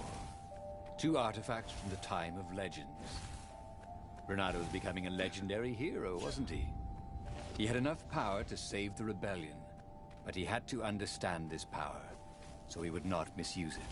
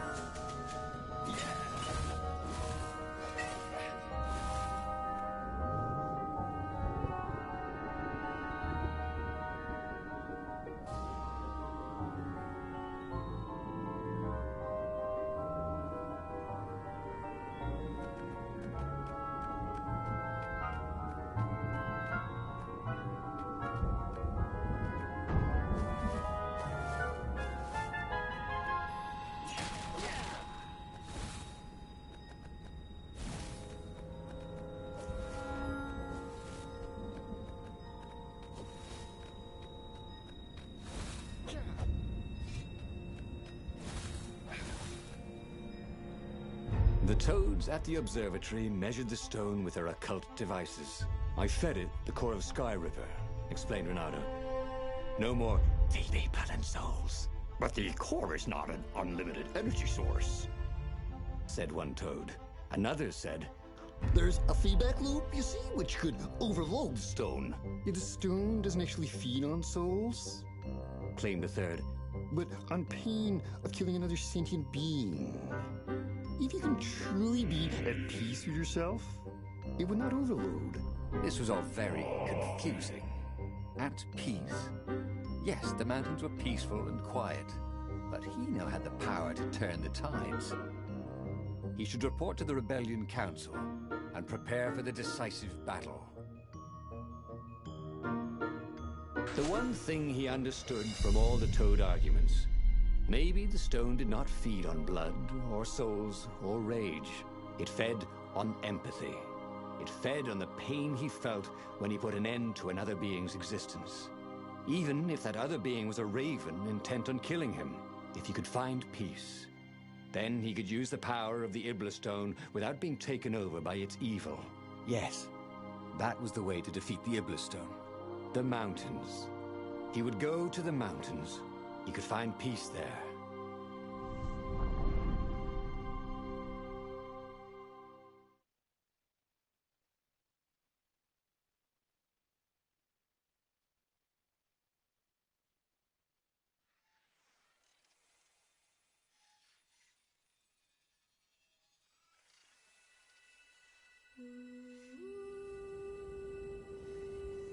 Unfortunately, the mountains were not empty.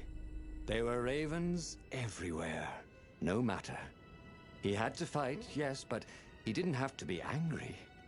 Parry, dodge, slash, and breathe. Yes, focus on the rhythm, the dance of it, not on the blood or the raven's core as they died. Ah, it was working. He wasn't feeling those dark jolts of eldritch energy. He wasn't feeling the Iblis stone.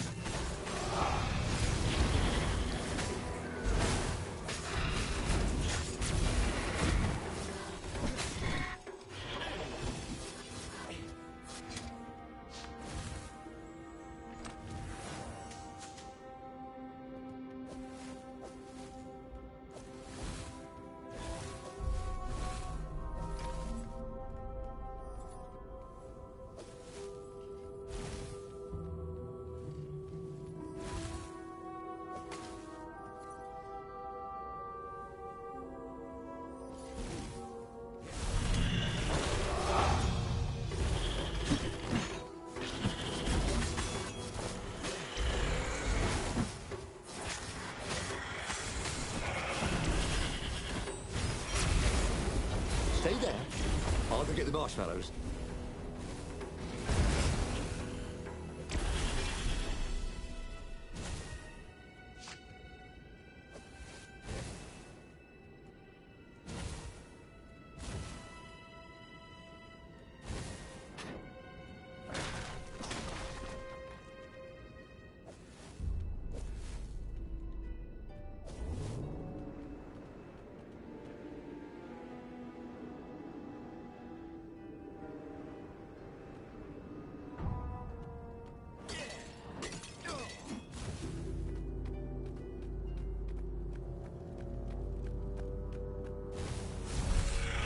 Can I borrow that?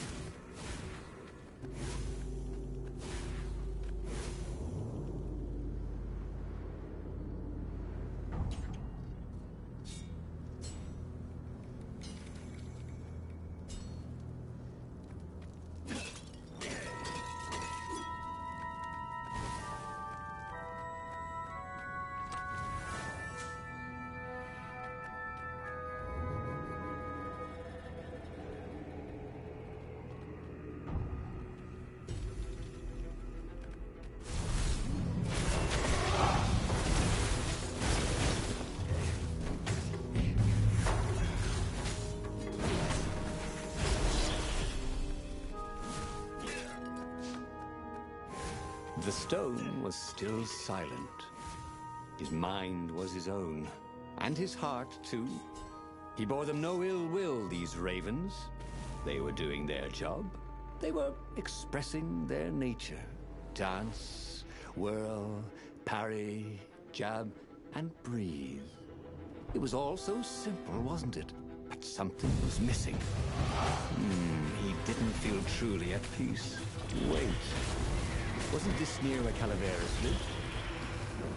The sage would help him figure it all out.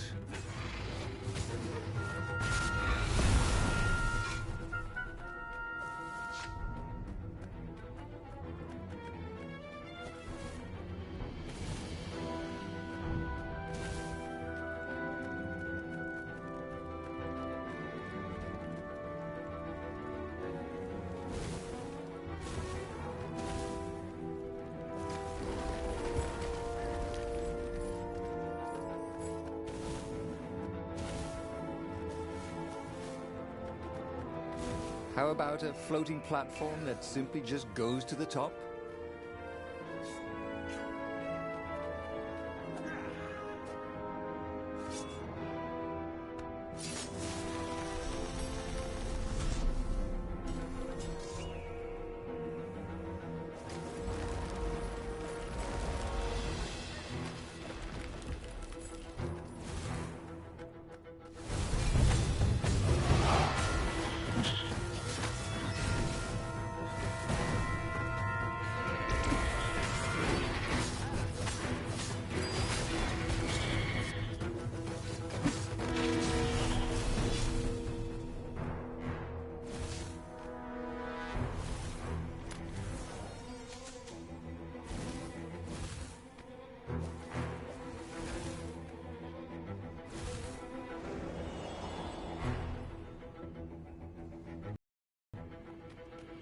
She's the one about the Raven one, talking to her son. You don't write, you don't call.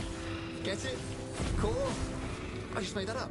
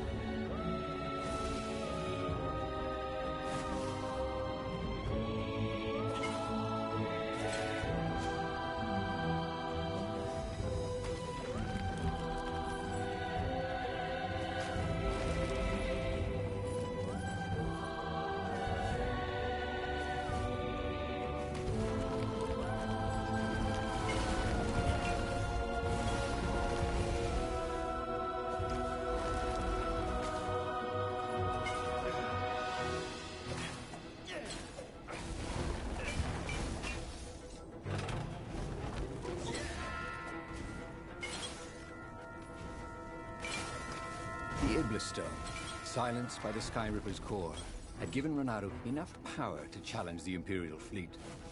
But what Renato was seeking was inner peace.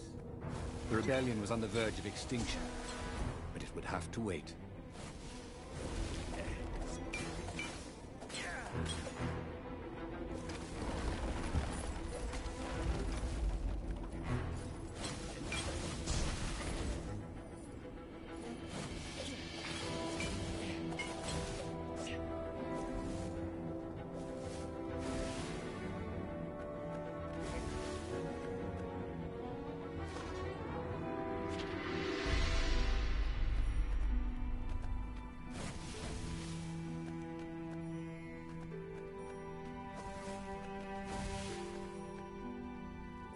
At the end of the mountain path, he found the wise Calaveras in his workshop. "Do you fix souls or only artifacts?" he asked the sage. Does your soul need fixing? Asked the sage. "I've been killing a lot of ravens lately," he told the sage. You're a fox, said Calaveras. To kill birds is part of your nature. You should take joy in it. I mean, I might as well worry about eating flies. Don't you like a fly? It was true. That's what he had forgotten. The joy. Now he was ready for the final battle. The Farfarer cut through the clouds. The air had never felt so sweet since he was a child. There it was. The dreaded Imperial fleet. He could smell wet hemp ropes ahead, wood and tar, and ravens. Even the fleet smelt good, somehow. He was ready. He was ready.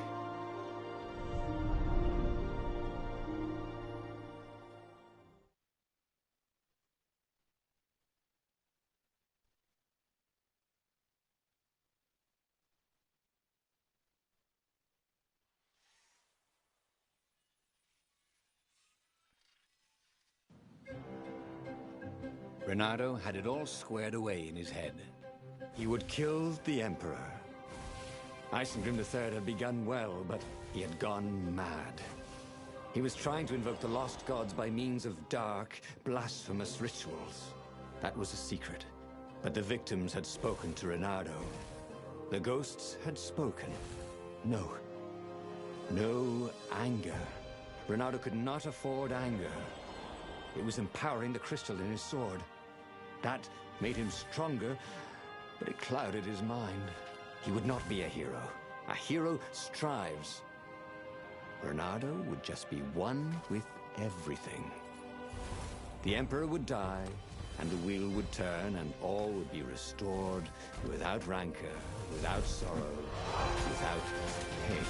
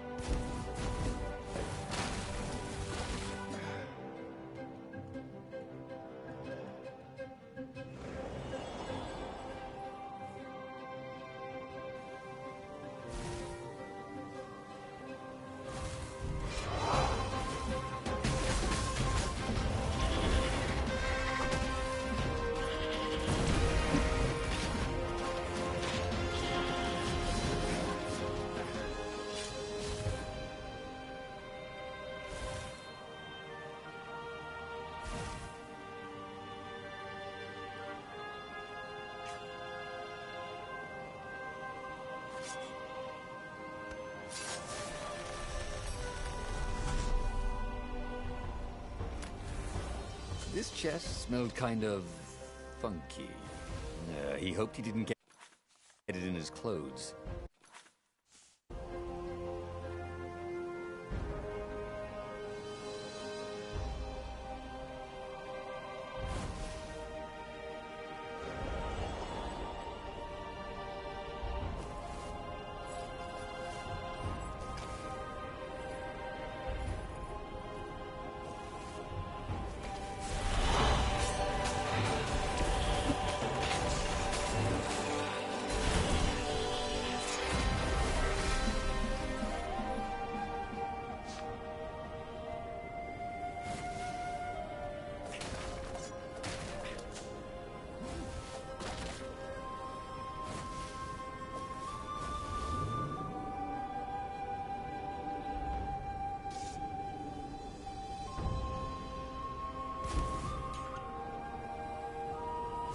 this rate, the Imperial army would run out of ravens.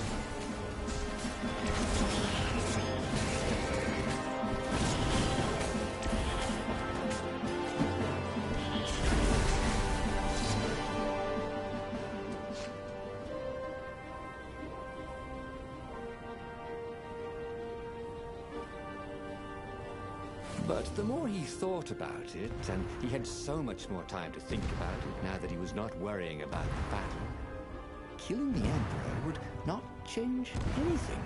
Another would take his place. Perhaps Zenobia. Perhaps the Speaker of the Rebel Council, and power would corrupt them too, and death would make grief, and grief would lead to hatred. He must lead by example. Reject the violence. Reject the desire to create violence. But how?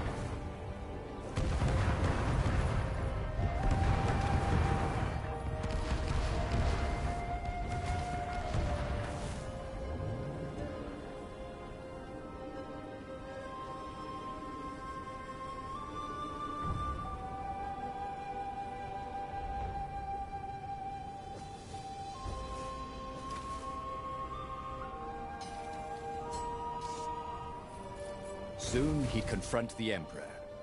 Again. This time, he'd make an end of him. He'd screwed up last time, but he had a good feeling about this time.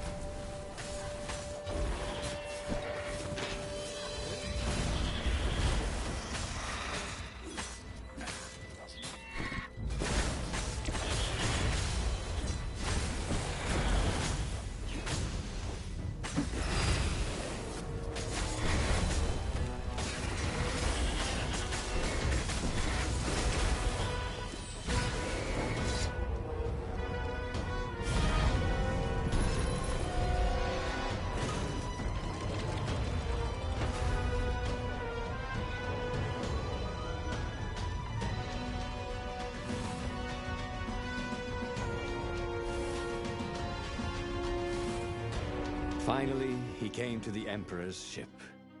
The path behind him was strewn with dead ravens. The path to enlightenment. His mistake, he realized, was trying to change the world. The world would spin and the wheel would revolve whether he strove against it or not. What he had to do was nothing. He had attained enlightenment. He sat down, adopted a full lotus position, and began to meditate. And all around him, the warriors stopped fighting too. They knew. They could feel his enlightenment. They gave up fighting, dropped their weapons, and became his disciples. No, just kidding. The nearest raven stabbed him with a sword and chopped off his head. I might not have thought this through properly. Thought Renado's head as it rolled around the deck and died.